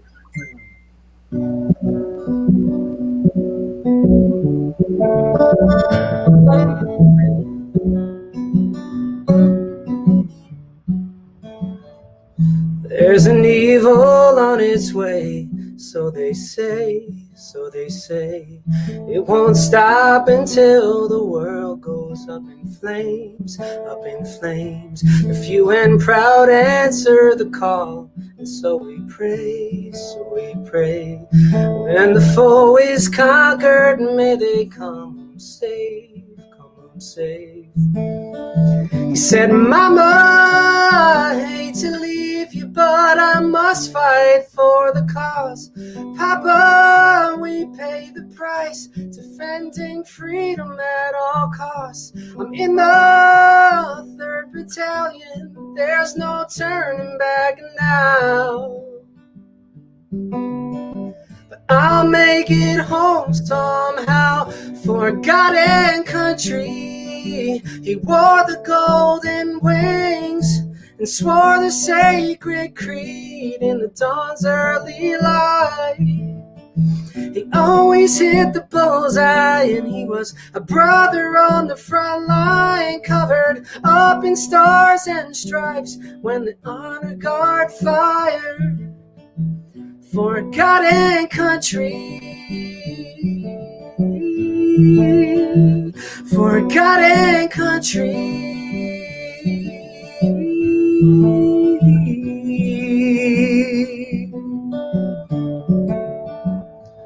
Ruthless tyrant lets no soul escape his gaze, escape his gaze. Terrorizes, spreading fear and toxic haze, toxic haze. Storms of fire from above like burning rain, burning rain. On this ground no sacrifices made in vain, made in vain. He said, Mama, where the angels flying head first into hell. Papa, the heavens weep for every one of us who fell. And we're all at the devil's doorstep, there's no turning back now. I'll make it home somehow, for God and country. He wore the golden wings and swore the sacred creed in the dawn's early light. He always hit the bullseye, and he was a brother on the front line, covered up in stars and stripes when the honor guard fired for God and country. For God and country. No farewell words were spoken, no time to say goodbye. You were gone before we knew it. Only God knows why.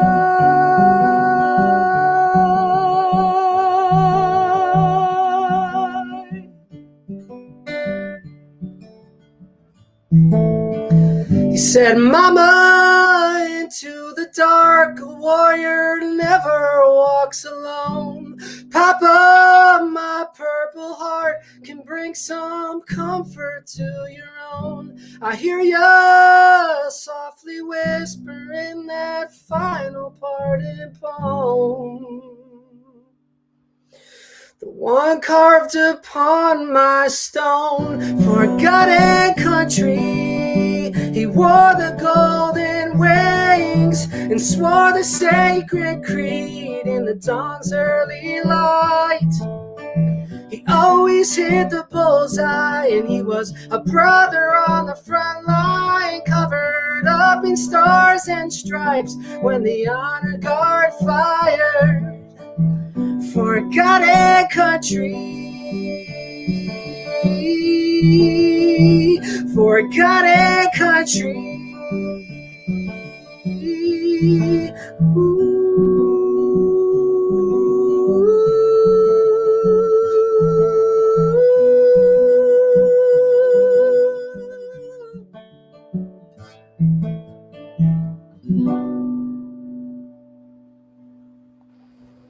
That was incredible. You gave the fills, man. That was Wow. really great. Thanks, guys. That was really So the bass player from the band the bluegrass band I was with for a little while, knew he had a good friend who was a Marine. His name was Brad Squires, and he died really young at war Oh. in Iraq, and so it was like his story that kind of was the catalyst. But really, it's like I started playing it today, and I was like, I almost broke down because I'm like, it means a lot more all of a sudden. Like It's like really prescient. Right now. Yeah. And so I just wanted to share that with you guys. So thanks for listening. That was well Fantastic, done. Glenn. Good to see you. Yeah, that I'm was well looking out though. I'm not going anywhere, but I appreciate it. I bet you performed that live. You could hear a pin drop after that. Yeah, Seriously. we did it once at Horseshoe with Vera on the lead vocal, and I was doing harmonies. And I mean, her voice always does that. I think. My opinion. No, she's great. Yeah. But yeah, I mean, I don't know, man. It's heavy stuff, but Yeah. That's beautiful. Beautiful. thanks, guys. Beautiful. Thank you. Yeah, thanks for sharing that. That was really fun. That was great. Of course, and I'm here. Very nice. More whiskey coming your way. I need to get my whiskey. One more vino. So we got a bunch of last minute production stuff going to happen. Good to see you guys. But I want to bring Kyle up. Oh, he's muted. Are you muted by yourself or me? Oh, you're muted yourself. I don't believe it. Nobody mutes himself on Jam TV. I have to my whole life. I have to put my finger in traction after the show because I'm like mute, unmute. That's why when it comes out of a song, I'm like, oh my god, I gotta get the applause. It slowly comes in. Somebody's got to have the select check buttons and then select or deselect all. Yeah, there's got to be my God. mute. There's got to They be. haven't done that for me yet. I'm way in touch with the tech support department on this, and they're like, yeah, we'll build these features for you in 2028. Yeah, but you'd be surprised. Piano There's keyboard, gonna be a Ed, lot of just- demand now. Everybody's online. I bet you something like that'll come pretty quick. Oh yeah. Yeah, exactly. Should What's be that, able just to Ochar? play- What was this gesture? Well, if you could just automate it with like a MIDI keyboard, you could just play a C major chord. And it and mutes they'll everybody. just I unmute think you're everybody, onto and something. C That's minor how- mutes everybody. I Whatever, got to something automate like the that. clicks somehow. I'm on Yeah. it. My production people are Yeah. working on that right now. Oh my God, Stop the Bernie meme stuff. Work on this. so good. So hey, Kyle, how you doing? Pretty good. I'm just hanging out. Yeah, I'm glad you are. I'm glad you are. Here, go, do a song for us. All right, sure. This first one's probably gonna be a cover. It's called oh my god, I don't even know the name of it, but it's a song by All Time Low. Hope you guys like it. I'm just gonna play it. I'm taking the headphones off so I can actually hear myself. But all right. Cool.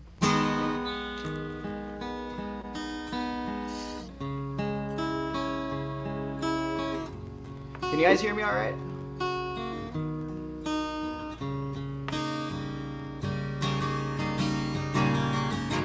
Oh no, look what you've done. You left me the victim of an errand.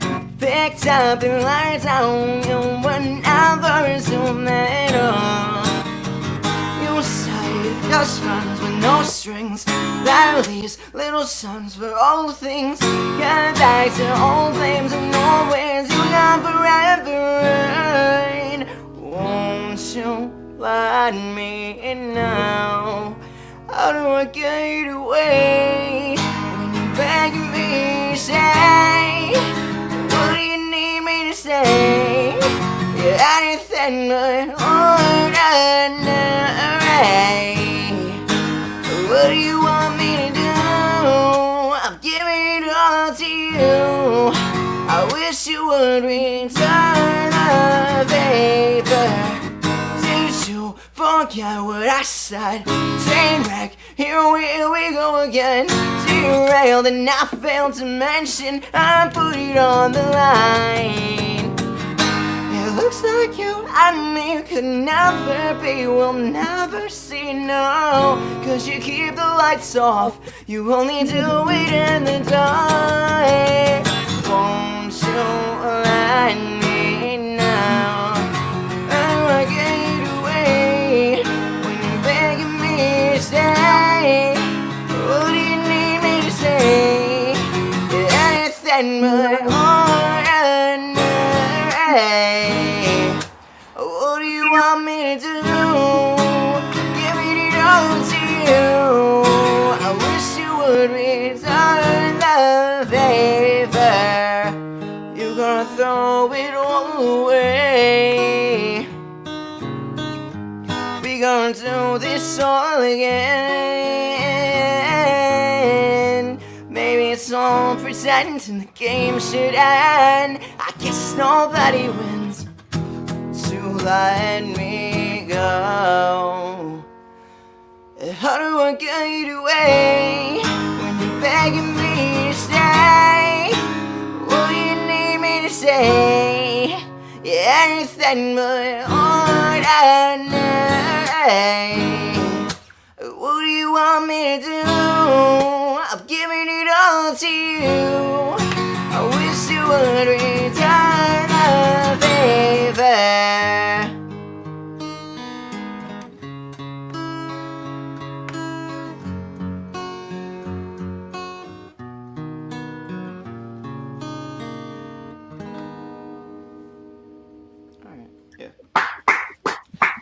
How was it? Did it sound good? Yeah, it sounded great. Yeah. Fantastic. It sounded awesome. That was awesome. Yeah. All right, nice. All right, so who sings that song? That was a cover? All Time Low. Oh, okay. Yeah, they're a band that I like a lot, and yeah, yeah. Very cool. Do another one, Kyle. Yeah. All right. So this next one is a cover. It's gonna be, this next one's an original, and I'm making an album right now. It's a EP. It's gonna be coming out in, I want to say March. I want to do it around like the warm season so I can go outside, play it for people, and yeah, this song's called Dream Girl. All right. Now, hope you guys like it.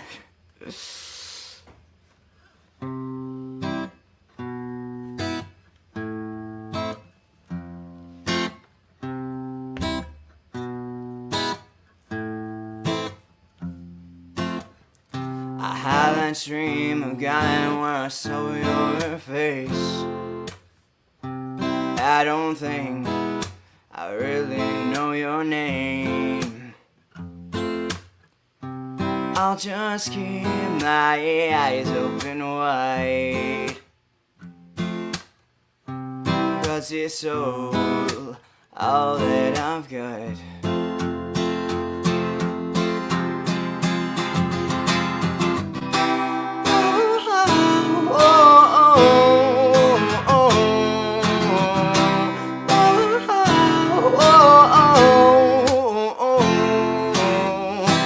When it's all said and done, I'll be your only one. Baby, I can see your face pass me by. When it all comes out to be one, I'll be your only one. I'll be your only one. Oh, dream girl, won't you rain on me? Oh, tonight, won't you light the way? Is there anything that I could say to make you come out of hiding today? And I'll be your only one.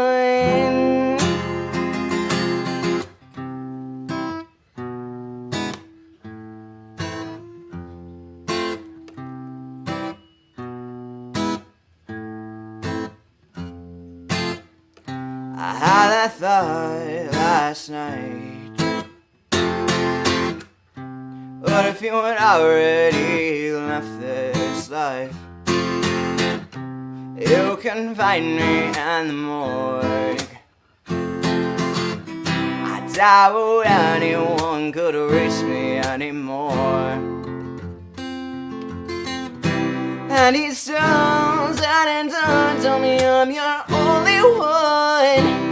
When it's all said and done, I'll see you in the dream. But every time I try to see your face, I can't seem to find you any place.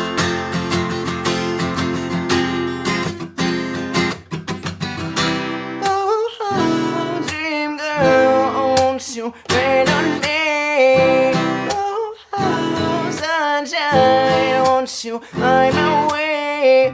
Is there anything that I could say to make you come from so far away? I don't be your only one. I don't be your only one.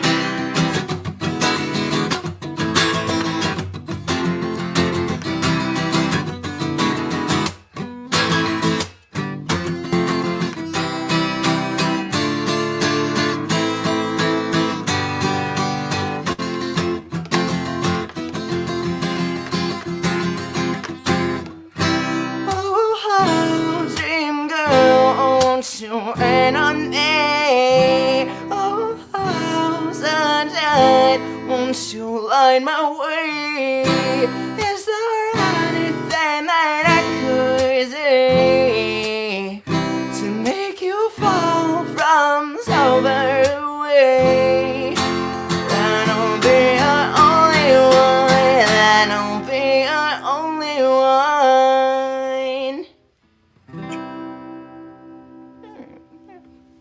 Yeah, Very cool, man. I really like Yeah. that's great. Very cool. That's really cool, man. I'm Nice glad you guys job. like that. Thanks. Very nice. Hell yeah. Hell yeah. Yeah, fantastic. That sounded great. Yeah, it really did. Thanks. You got a great style with that. Hey, Kyle, what was Yeah. the inspiration on that? My inspiration on that one was one night I came home from a bar actually, and I was I actually worked there, and I had a can of an energy drink or something, so I was like pumped up, wired, and yep. and I was sitting there, I was sitting here actually in the living room, and I just like kind of just started playing it, and I was like, it started sounding really nice, and then I started thinking of the words, and I'm like, you know, I don't know. It was a very like moment to moment kind of thing. When you use an energy drink, you know, like I use the word "use" very carefully.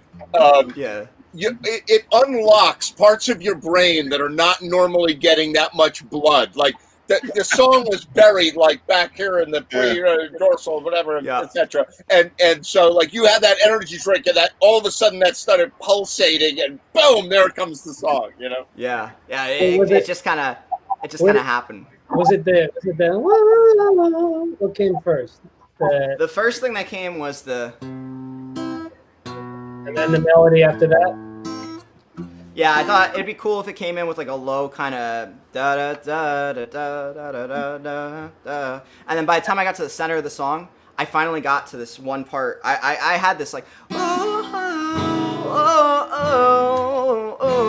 had that originally, and I kept doing that, and I was like, wait, what about dream girl, won't you rain on me? Yeah, you have a good you have a good ear for differentiating between verse, pre-chorus, and chorus. Like a lot of original songs and a lot of the original Otar, you know, your original song too. Same thing. But it's like you gotta make the listener know when the chorus is hit. They have to know.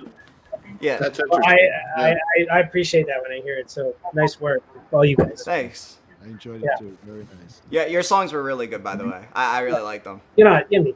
Thanks. No, I'm for real. You and They were. Otar. I got here when Otar was playing, and I was like, damn, he's like really good. How am I gonna follow this up? All you guys have great original songs. I like that song. Everybody's been awesome tonight. I agree. No, Really all you guys writing original songs. You're the real deal. It's very impressive. Yeah. It's one thing to play like someone else's song, but when you Which write song I do. Yeah. no, that's really cool. I really admire that. Indeed. But you guys are feeling it. I could tell Otar and Kyle. Like that's the other thing. Like sometimes you watch someone, you know, play, or whether it's original or not, and it's like, I don't know what reason you're playing music for, but you can definitely tell when it's for the reason that you love music. Yeah. That's right. That translates beautifully. Well, thank you, Kyle. I appreciate you joining us. That's great. Yeah, thanks for having me. And we'll be right back. We're going to have a last-minute production video that Mike Means put together. We'll be right back after this.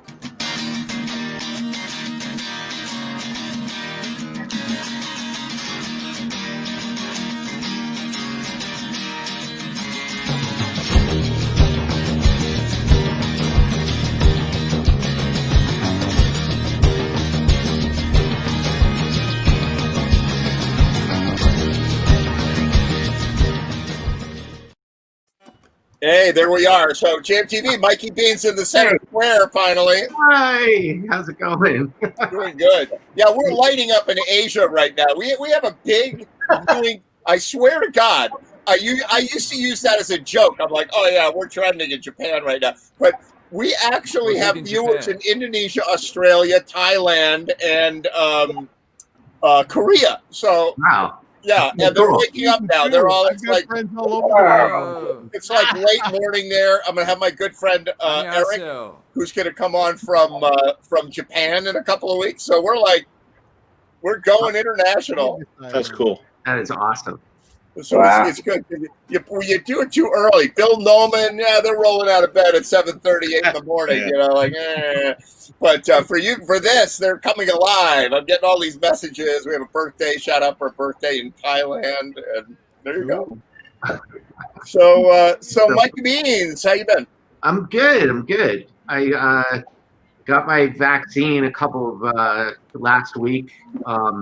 You're lucky. You know, I hear a lot of people in New York. Like earlier on the show, like someone from New York was saying like they couldn't get an appointment. Yeah, Chris Holm was saying that. Right. Like my sister got an appointment. My parents, you know, are elderly. They're over 80 years old.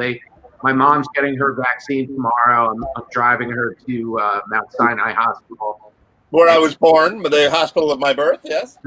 Okay. And then I got mine in the Bronx. So I maybe in the New York area they're pushing faster or something. I don't know. Oh, the Bronx. That's where the bootleg vaccines are. They're like giving you saline and I'm sorry to be the one to tell you, but you know. I knew it. You know, it looked like with an F instead of the PF, right? It looked like glass cleaner or something. I don't know. Right. Although I heard De Blasio say yesterday, I swear to you, I heard him say, you know what? I don't know why we're holding vaccines in reserve when like people want them right now. And I'm like, well, wait a minute. Mikey Beans wants his second shot in 3 weeks. Yeah. And De Blasio's like, yeah, we'll order some more maybe, you know. Like, we'll see how that goes. Like, so I hope that works out okay. Yeah. I don't know why everybody's acting like they've never done a pandemic before. It's going to be mayhem, you know, trying to get a shot. I found out today there's a chance I might get a shot because I'm a music educator, you know, so. That's great. I'll take it. In a lot of cases, it seems like the luck of the draw. My mom is at a facility and she got hers. And my sister and brother happened to be there that day. And they were like, oh, you want a shot? I'm like, no way. I was like, why didn't I go that day? I wanted a shot. No shit. I'm going there. I'm going to put my wig on, my gray wig. Don't say it. Yeah. And that sounds good. So what do we have from Last Minute Productions today? So we've got Lay Down Sally, Eric Clapton. We wanted to do something. You know, it's such a great song, but I as we were getting all the pieces together, I kept thinking, what could we do to make this song sound a little different? So we got a fiddle player. Got a fiddle player to do a track, and then I reached out to a good friend of mine who's a great piano player, and it was amazing. I called him, and I told him we were going to play the song, and he goes, "Well, I'm going to head up to the studio right now, and let's get it done." And literally like a half hour later, he sent me back his track, and I was just so thrilled with that. I couldn't believe it. So yeah, it came out really good. Eric, you want to say some words? Are you frozen? Sure. No, I'm not frozen. Can you hear me? Because this is the first time I'm using this mic. That's really funny. You know, Jam TV, to my knowledge, is not in stereo, but I only hear you out of one ear, Eric. So obviously we're stereo. Okay, well, coming to you from the left ear. The right arm. No, you know, this song like came together really easily for me. Like, you know, Mike throws these songs at me. Go, hey, you want to play The Seeker by The Who? It's like, who even knows that? And who wants to sing like Pete Townsend, play guitar like Pete Townsend, and sing like Roger Daltrey? But okay, sure, Mike. No, he gives this one to me, and it's like, yeah, okay, this is like right in my wheelhouse. So I gave him a rough track. He was like ready to run with it, but I did a couple of tracks on it, and very fun song. But we did an extended solo so we could get that violin in the middle. Give him like a 16-bar solo. So that means like I got a hammer on an F sharp for like 40 bars. It's like, okay, can we get to the next verse soon, please? We cut up the song. I actually extended the song so we could have 2 solos in it on the backing track, and then Jimmy, you did that was just a great bass line you laid down there, and Al, really cool stuff, man. I love the guitar work. Sounds great. Everything sounded good on this, and it came like Eric said. The fiddle player is Kevin Bidma. He's a Rhode Islander. Yeah, very Kevin. cool. Awesome. Let's hear it. All right, with no further ado, here it is. Last minute production. Laid out out.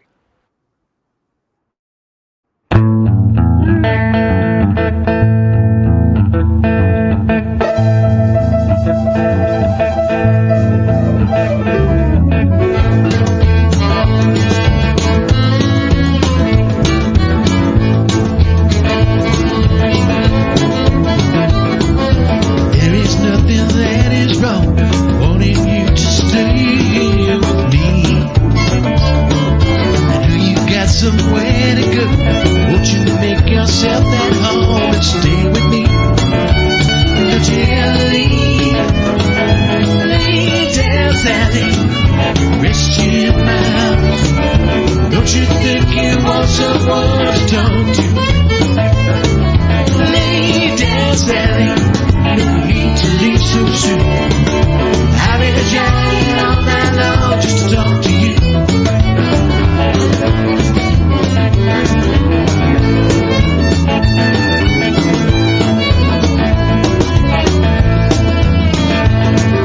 Sun ain't nearly on the rise. We still got the moon and stars above. Underneath the velvet skies, love is all that matters. Won't you stay with me? Gently lay down, Sally. Rest you in my arms. Don't you think it was someone to talk to? Lay down, Sally. No need to leave so soon. I've been trying all night long just to talk to you.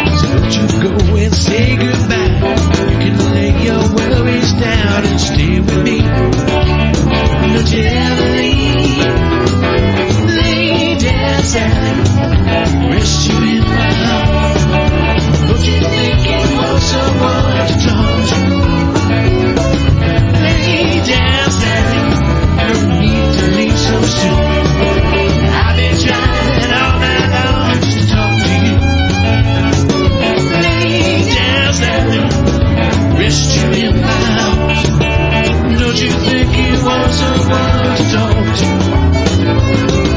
Lay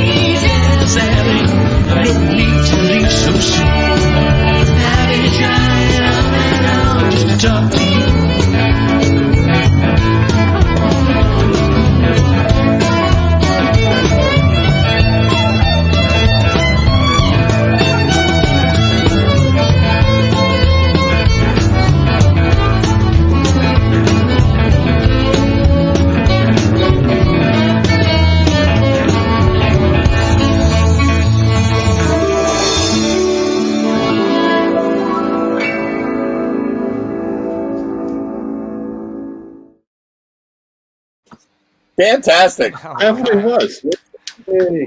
That's more fun than the original. Good job, everybody. It is more fun than the original. It is. Along with that Actually, one. it is.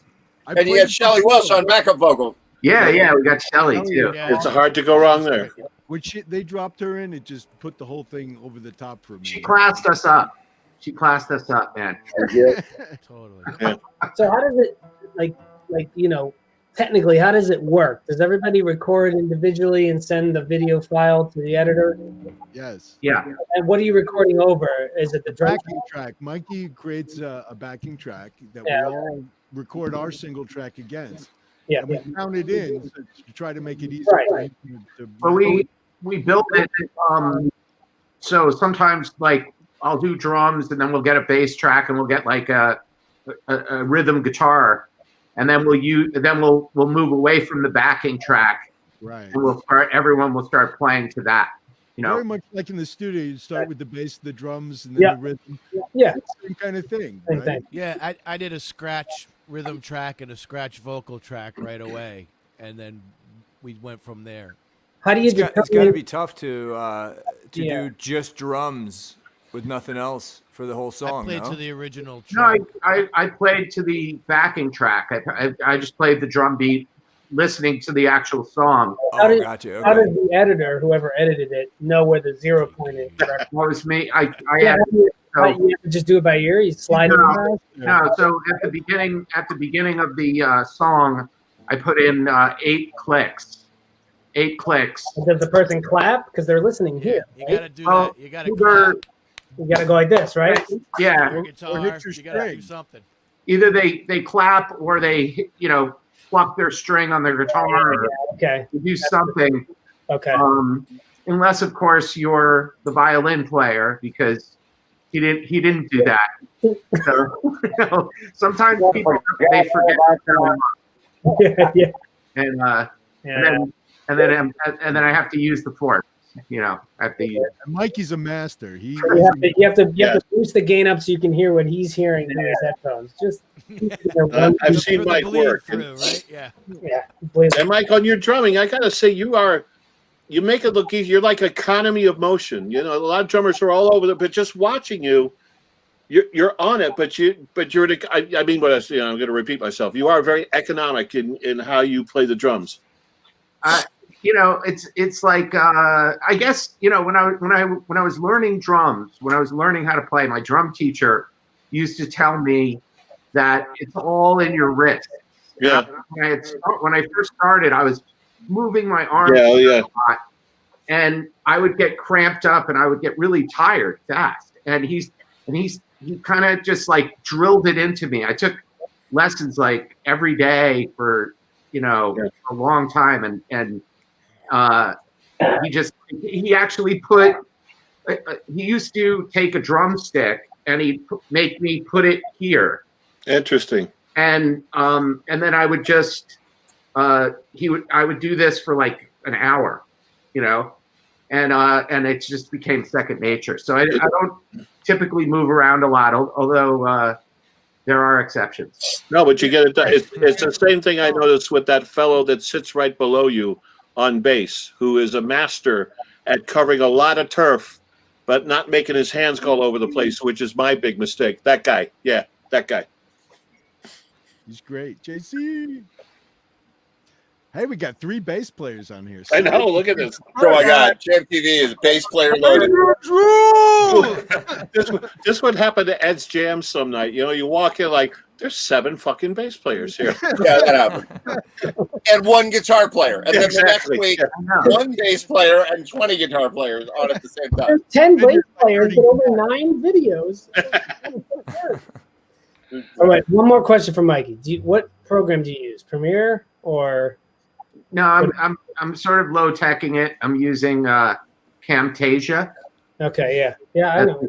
Video editing, and then I use Ableton, which Ed helped me to learn how to use it.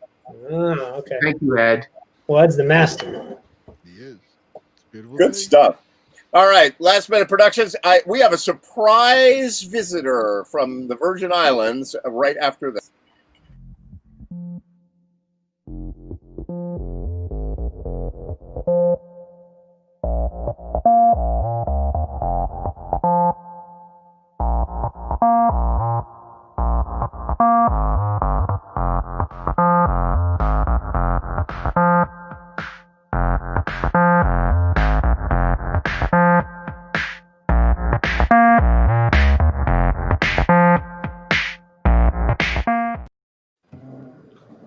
Dave Gunnip. There he is. Hey, man. Hey, Dave. Hey, gentlemen. Hey. What's going on? So, what happened? Your gig got canceled tonight? Yeah, it's raining big down here, and if it rains that hard, everything's outdoors, and you play a little and then you stop. So, for those of you who don't know, Dave Gunnip, he's from Fairfield County and spent his winters down in St. Croix for the last 43 years. Well, how long have you been going to the 78, 42 years. I'm not that far off. No, you were spot on. We don't know if it was 77 or 78. To be honest, I was shooting for a joke out of that, like for 87 years. It was like an old people joke, but it didn't work. It was true. It is. It is an old people joke, and it works well. Was St. Croix even part of America back then? Or like, yeah, it actually was. Yeah. The first time we came here, I was playing at the Players Tavern, and probably none of you are old enough to remember the Players. Oh no, in Westport. I spent a lot of time there, Dave. I saw a lot of acts there. We were playing at the Players Tavern, and this woman comes up to me, girl, and she says, "My mom is booking a club in St. Croix." And I said, "Where is St. Croix?" And she said, "It's in the U.S. Virgin Islands." And I said, "Okay, that sounds really cool." And she said, "It's a 3-month gig. You play Tuesday to Sunday, and pays $250 a man." And so this is 77. 3 months. $250 a man for 3 months. Yeah, but it was also a room and a meal to go with it. Right. So everybody went, yeah. So we came down, and then we stayed. We played the 3-month gig. We wandered over to the other side. Too long a story. We ended up staying here for a very long time, and we're still here.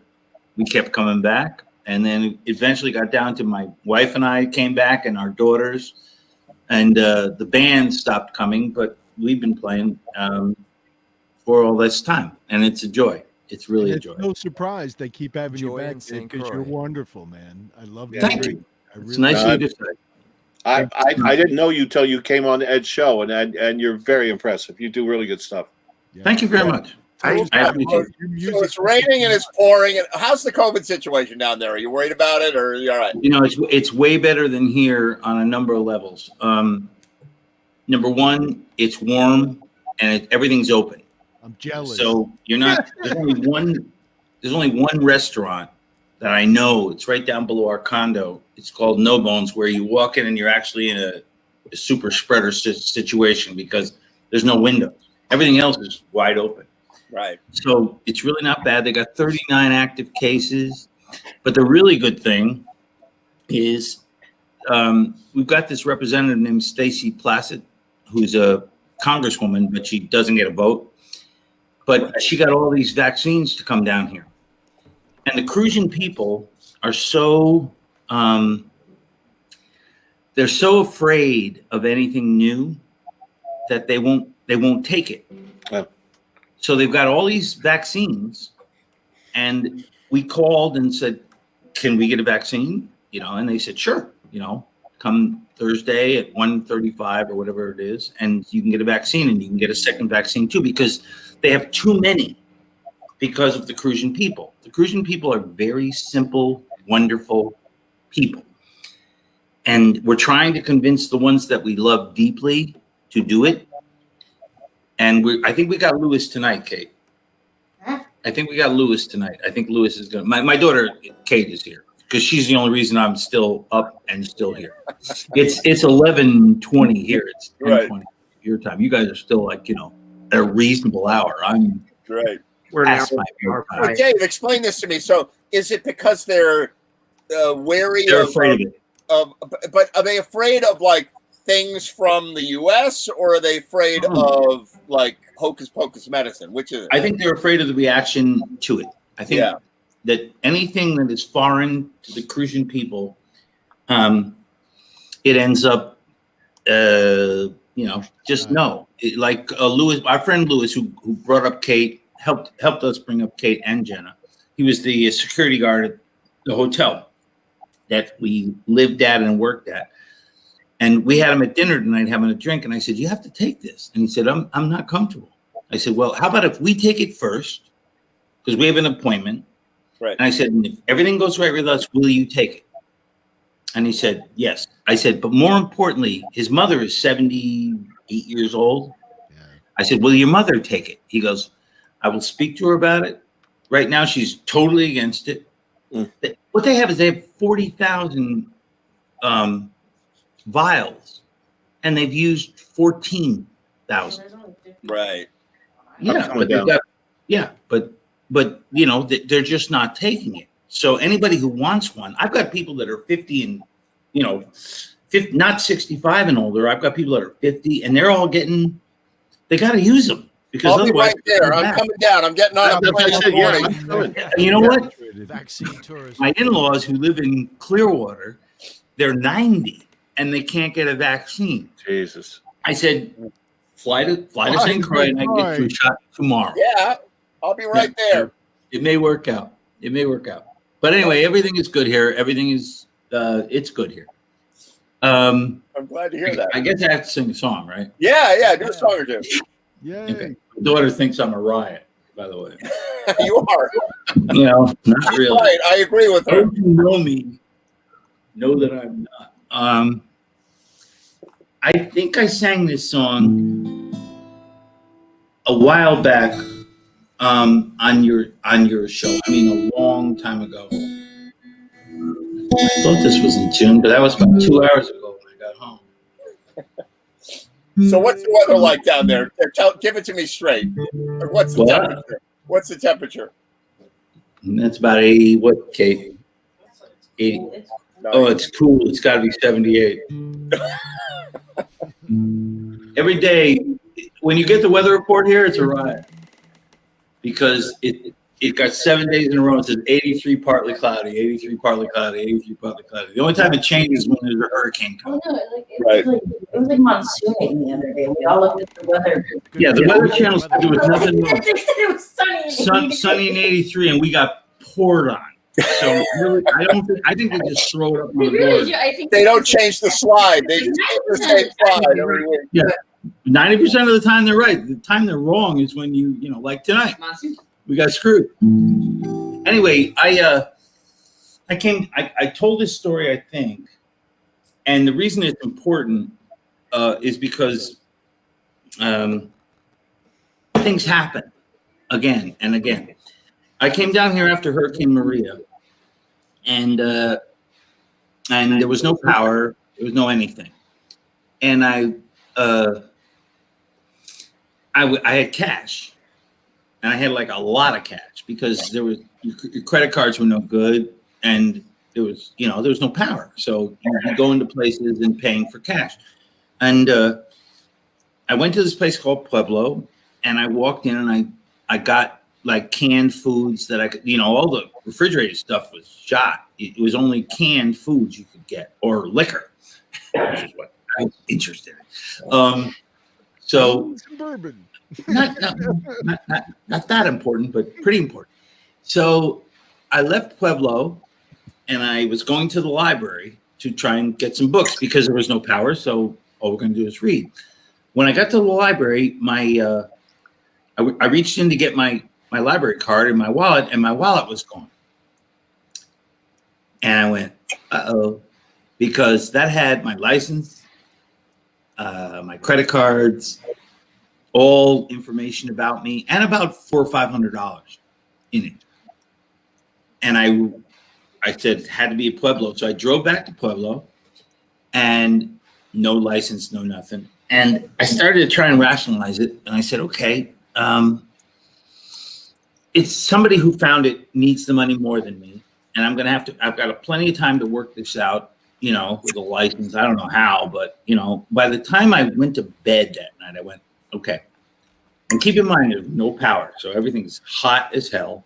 And I'm laying there, and my phone, you could go to this one little block had power that was run underground by the Caravelle Hotel. Mm-hmm. And I went and got full power on my phone, and I went to bed. About 11:30, the phone rings. And I'm like, what the? I pick up the phone. I said, hello. And this Crucian gentleman says, are you David Garnett? And I said, I am. He said, I have your wallet. And I went, what? He said, yes, I am officer so-and-so and so in Frederickstead, the other side of the island. He said, I have your wallet and if you can prove who you are. I said, well, it's got my picture on it. I can prove who I am. And he said, okay, I will be here tomorrow. And I said, okay. And I came and I got to him and I said, and the first thing I said, which is, an Irish poor guy thing. I said, is there any money left in it? And he said, yes, there's like $400 or $500 in this wallet. And I went, oh my God, I just couldn't believe that, because everybody down here, except for, the American elite, I wouldn't go that far. are poor. You shut up. Are poor. So I drive to the Frederickstead police station and I get my wallet and it's got all the money in it. And I said, how did this happen? And he said, this old Crucian lady brought it in and turned it in. I said, do you have her number? Do you have her address? He said, yeah, it's right here. And she's up in the rainforest. So I drove up to where she lived and I walked up to her and she was 67 years old, but she looked like she was 85. You know what I mean? These people are weathered. And I said, thank you so much. And she said, why? I said, why? You had my wallet. Why didn't you just at least take the money and turn my wallet? And she goes, God would never forgive me for that. And she knocked me back 5 feet. And I said, okay. I said, is it okay if I give you the money? And she said, why would you do that? I said, because you did what you did. And she said, I can't take your money. I said, sweetie, I have plenty of money. So please take this money. And I gave her every dime that was in the wallet because I had my credit card, I had my license, I had my way back home, and she needed it way more than me. So I wrote this next song, or this first song, and I wrote it that night. And I've only written 2 songs in my life in 45 minutes. One about my daughter Kate, sitting right here, and the other one about this. Now, the reason I told you that story was to this. Jesus Christ, just please. It is a music show. I mean, it's a music show. We get here this trip, and I go into Pueblo, same place, and I buy some food. There's plenty of money. I got a credit card, got everything. I'm walking out with all my stuff, and this Crucian woman comes running out. She goes, Mister, you dropped your wallet. And I went, are you fucking kidding me? I went, wow. And I said, thank you. She goes, it had to be you. The lady behind you went, there's a wallet on the ground. And that was God going to me. Zzz. That was God going to me. Zzz. And I haven't played this song. We don't play this song.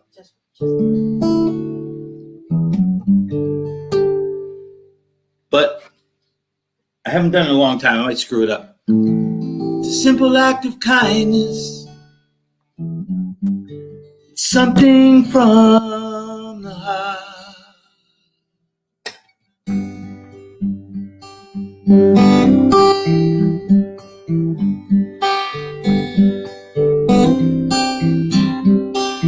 I walk these streets, I walk these hills, and never question why. Some that I pass are happy, some just wander by. Their heads are down, their souls are low. I couldn't catch their eyes. I didn't take the time to reach across and wonder why. It's a simple act of kindness. something from the heart, standing up for someone else. That's a place to start. It's like brushing by the hand of God. Once you have been blessed by a simple act of kindness.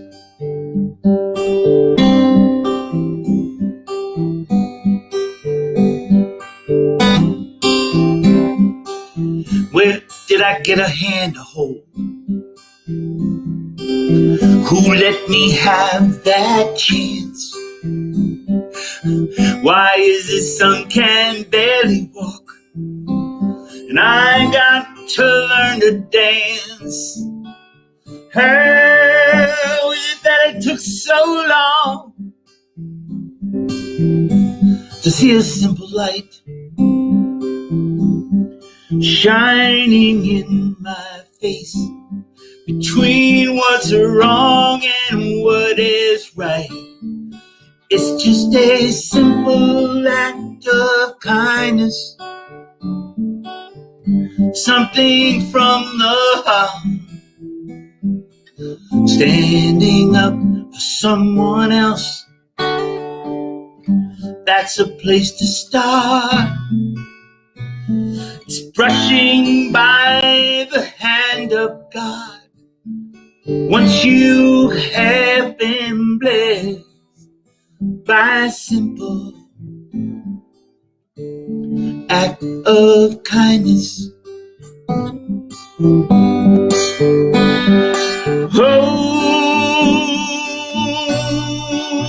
Oh, what is wrong with me? I didn't know. Kindness, kindness sets us free. It's just a simple act of kindness, something from the heart, standing up for someone else. That's it's a place to start. Rushing by the hand of God. Once you have been blessed by a simple act of kindness. Oh, Lord, simple act of kindness.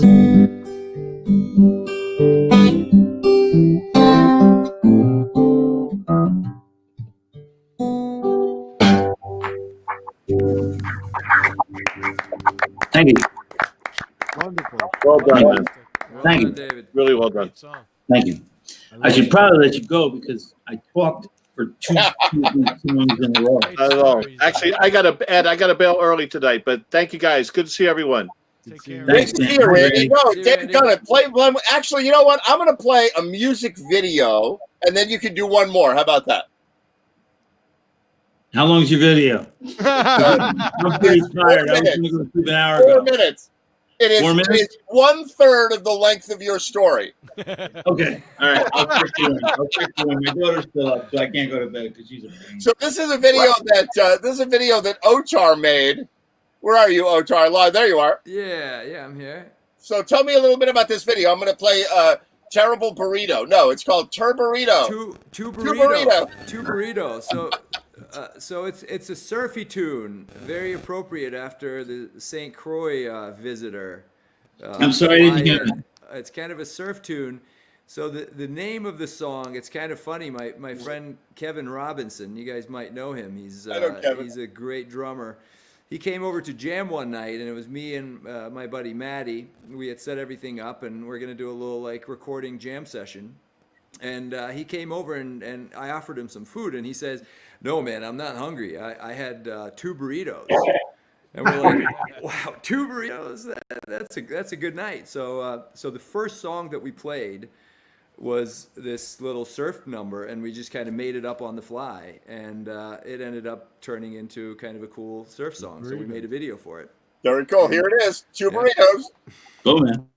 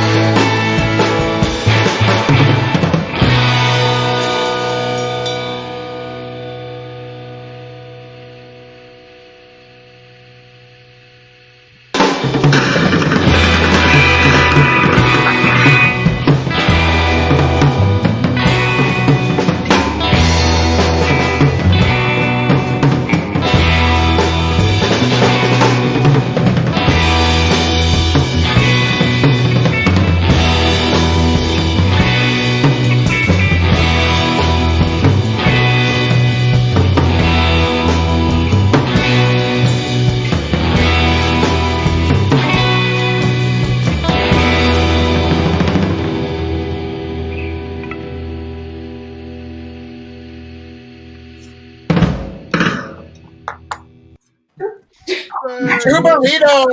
All right. Love it. World premiere. Carbon already lined up. Yeah, but you can't stay.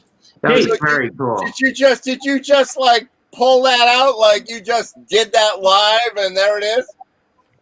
Yeah, we came up with a song live that night, and then later on in the evening we recorded it. Oh, And that's that was really it. cool. So yeah, it was kind of wild. I don't know. Kevin That's was a feeling Beach very, Boys very song. surfy that night. You know, he was playing a lot of these like tom sounding cool sounds. So we just that little riff, ba na na na na na na na na na.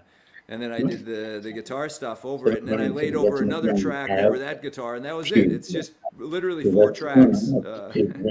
Really for the nice. whole song. Yeah, it was super Beautiful. simple. Yeah, it was the done. false ending.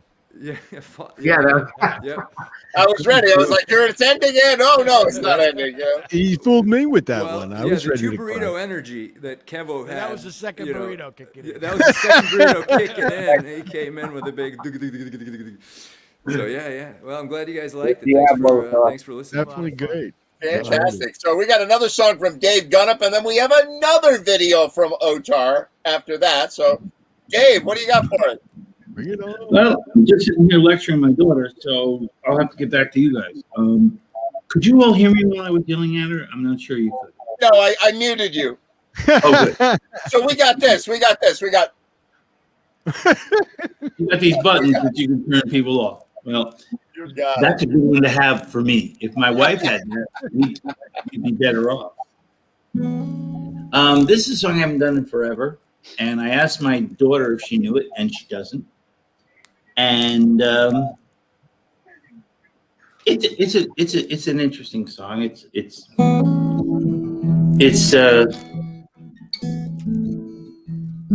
like 7th or 8th grade. First time you think, maybe I could, maybe I can't.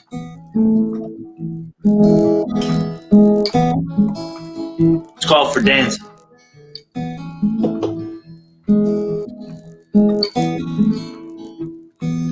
Off in the corner, dying to dance. Just a schoolboy, scared to death of a hot romance. When am I gonna make up my mind? From here she looks like diamonds, but oh, when the music starts, she's a diamond, she's the queen of hearts. And you could be dancing.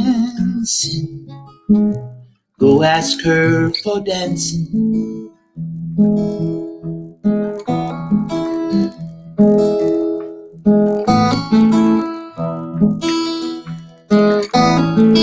Hey, don't you move like a river as it flows out to the sea. Like the river she's moving, like the river she's here for me. When am I gonna make up my mind and just find those words for dancing? But oh, when the music starts, she's a diamond, she's a queen of hearts. And you could be dancing. Go ask her for dancing.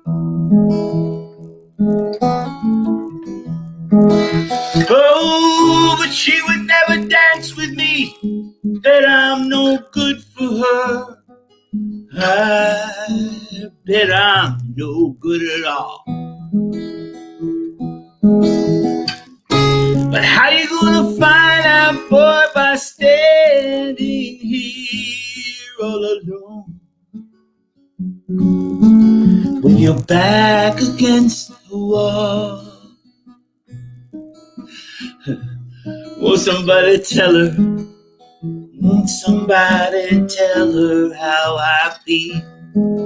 God, I feel like dancing, taking that girl, spinning around like a wheel. When am I gonna make up my mind?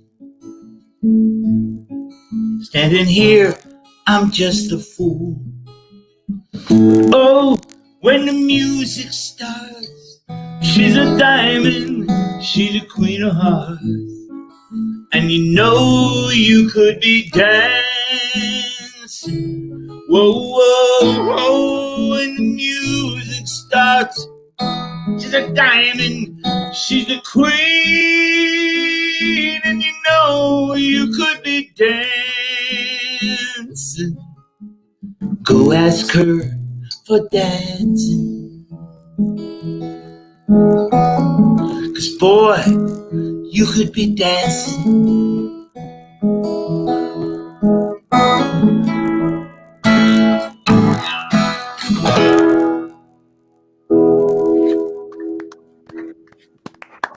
Excellent. Thank you very much. David. Love it. Very nice. Thank you very much. Wonderful. Fantastic. Really great, man. Okay, I'm gonna go because my daughter kept me up too late. Guys, Nice Nikki, Great Jeannie, seeing you. May the rain clear out for you, and you have all the rest of your gigs this week, and have a oh great yeah, time.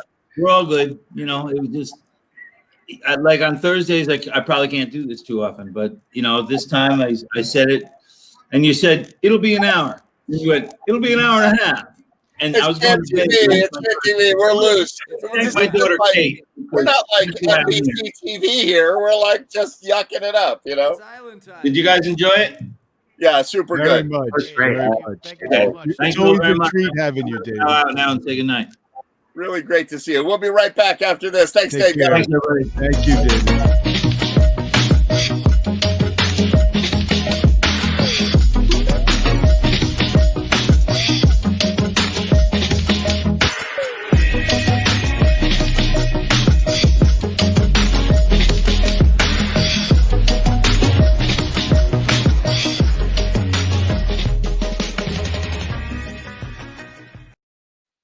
All right, Ochar in the center square. So I've got another video from Ochar. What's this one? So this one's called Tumona. It's a music video that we created the song first, obviously, and it's pretty high energy. We both had energy drinks and whiskey that day, so it's one of those things. A lot of times our music is pretty chill and like kind of harmonies and folky sounding, but this one was totally in a different world. So in lieu of playing live, you know, we decided to make a video for it, and we actually I'm going to do a quick little plug for the charity that this is for. So the guy that I collaborated on the song with is Matty Kretzmeyer. And I wish he could be here. He was with us last week, if you guys remember that crazy guy with glasses playing drums. I don't know how many of you guys tuned in, but he's right now in Philly doing some crazy like psychedelic experience. But Cool. his brother is a great friend of mine and amazing pianist, and he passed away when he was 27, died of colon cancer. And we started a charity for him with his family for young musicians to get music lessons, essentially, in Iowa City, back in the Midwest where I lived for many years, and we played in a band together. So we've been, you know, doing this annual show for Brian. We'd all meet together, all the, you know, old friends, and it's been going for 10 years now, and this year was the first year that it was canceled because of COVID. So, you know, we've been trying to do some online stuff, and it's going all right, but it's not the same as the live show. So we've been kind of making some videos, and we created a YouTube channel called Motto Music, and we put these songs up there, and there's a link for the charity up there as well. So it's a great cause. And, you know, every year we'd get a few thousand donated and give it to kids who need music lessons. And there's been hundreds of students who've taken lessons, and they perform at every Brian Fest, is what we call these events. And it's really incredible. But yeah, this song's kind of crazy tune that we came up with a few weeks ago. All right, fantastic. Looking forward to it. With no further ado, here it comes.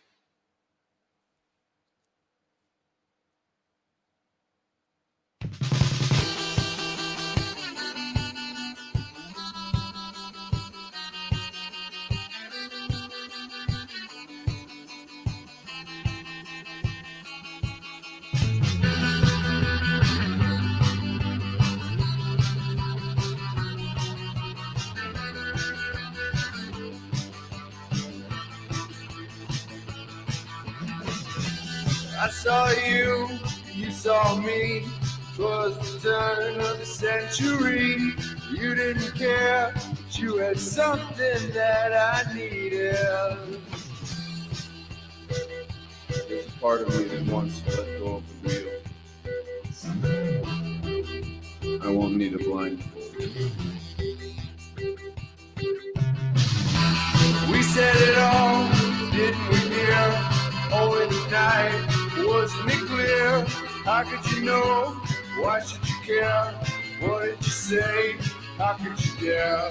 Where did you go? How did it feel? What was his name? Was it for real? You have me running from the floor onto the ceiling.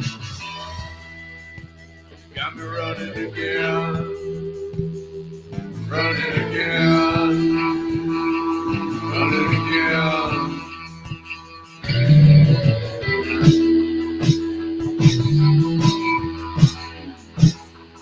Running again.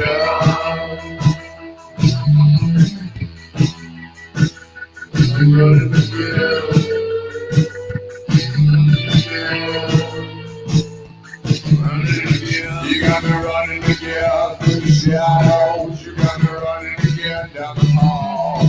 You got me hearing the voices that come, girl. Now I'm running again to the ball. Well, the sun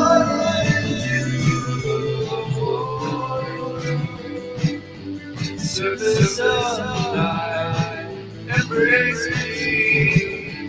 My arms are reaching for you, drowning lives all together.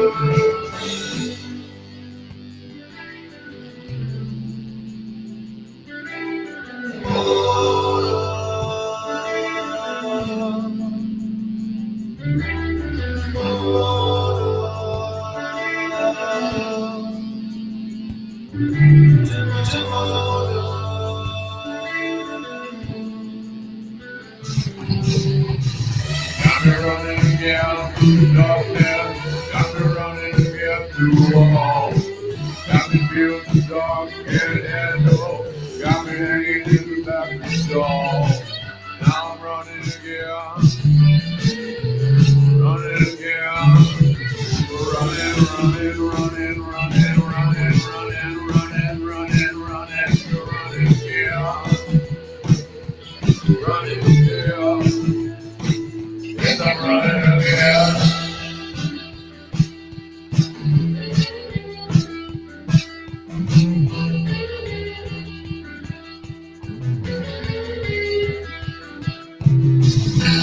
Where did you go? What was your name? Have you missed me? Am I insane? What have we done? What have we made? I had to go. Why don't you say? When I close my eyes, I want to see you side by side. Oh, I can't see you again. Leave you sending all my love to Mona. To Mona.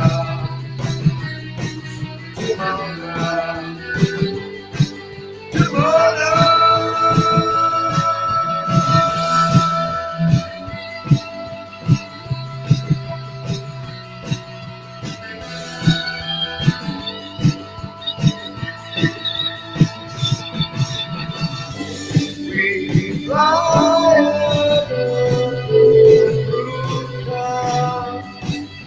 sidewalk follow. We fall all day together, and it's like tonight. My arms are reaching for you. This is not what I'm at tonight.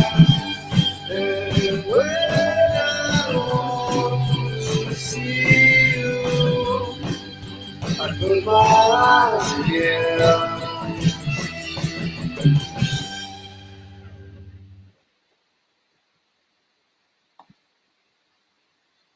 Love it. You know, Ed, something with the sound on that one. I don't know what happened, but it sounded super lo-fi. And Oh no, it sounded great here. Did it? Yeah. I guess in my headphones it sounded really like 2-bit, not even 4-bit or 8-bit, but it just. I hope it didn't go over there. What did you hear it, Mike? I could hear it. Were you playing it out of YouTube or something? Or No, unfortunately, it was over 5 minutes, so I had to stream it in a different way. I hope it came out okay. It sounded perfect. It here. sounded good. It sounded good here on my computer. All right, that's good. Yeah, to me it sounded really crazy. The last one sounded great. It sounded just like the audio. Yeah, unfortunately, actually, the good news: the platform that we use to stream on, they just got bought by some big company, and they are going to be improving a lot of things. One of which is the ability to play videos over 5 minutes. Anything over 5 minutes, we have to do in an unusual way. And so, hopefully it sounded good to everybody else. Put it in the comments. And the video was really cool too. I was into that video. How you did that? Yeah, very, very psychedelic. I didn't do it. My buddy Matty pulled some crazy archive out of his behind, and he just put it all together. Yeah, I think the video is really awesome. I'm very proud of it. I wish the sound had come through the way it's supposed to. And it may have. It may just be at your end. All right. Yeah. Sometimes we get unusual things, like people will come on the show. They'll be like, "I can't hear you. I can't hear you," but everybody else hears it. Like it's a miracle of technology that this show works at all, and it could just be that it was at your end. So, but it sounded great here. I was cranking it. I turned my headphones up, and it was rocking loud and good. So I felt it was like 1983. It was awesome.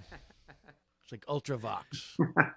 That's really good. So you guys keep up and you produce remotely with each other still? No, we live in the same house. Oh, you live in there you go. We're doing everything in this space here. You know. Yeah, right. Cool. Yeah, I came there 1 second before COVID, and then that's it. In fact, looks like a nightclub. Dude, we can't have you over anymore. I feel like I might have been there the night you recorded that other song. Is that the night that I had to leave early?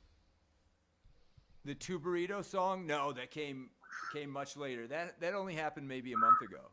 Oh, okay. Because I remember the night that I came over, Kevin was there. It was just arriving. I had to go. I had something else I was doing. But yeah, very cool. I'm gonna head out. I'm gonna take a chill now. All right. I'll see you guys later. Great working with you. Sounds good. Great video, man. Really, really good, gents. I really enjoyed that Lay Down Sally video. You did a nice job on that. Thanks, man. Thanks. Fantastic. To do more of them. I'll talk to you guys soon. Yeah, I want to get. Oh, Ed, did you see that weird mashup that I sent you? I haven't looked at it yet. I had a super busy day. Oh my god! But I will. It's so strange. It's Hip to Be Squared and a Metallica song. Very cool. Mixed together. Yeah, it's weird.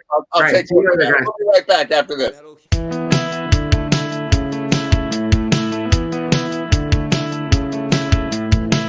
It's my time and I'm coming out to play. Get on that beat, I wanna misbehave. Yeah, go, look at me, go, make me wanna fly all the time. I'm shining now, makes no difference to the world. And that's it for Jam TV tonight. Great to see you. If you're feeling it, that's where you donate to the Jam Fund. Every little bit helps, and really enjoyed having everybody on the show tonight. We had a lot of fun, and I'm going to, of course, leave you with a video that I always play on the show of my good, dear departed friend, Steve Wexler. And everybody have a great night, and I'll see you next week. Show 46, Jam TV.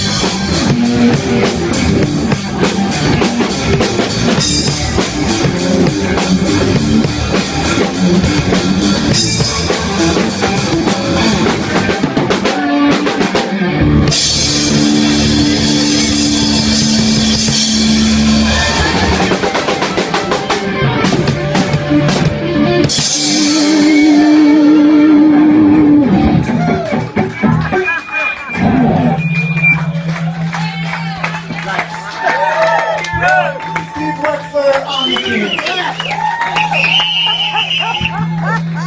That was quite a show. We're out of drop now. Yeah, taking a stand. Oh, wow. That was something else. Wait a minute. Hold on. I'll get you something.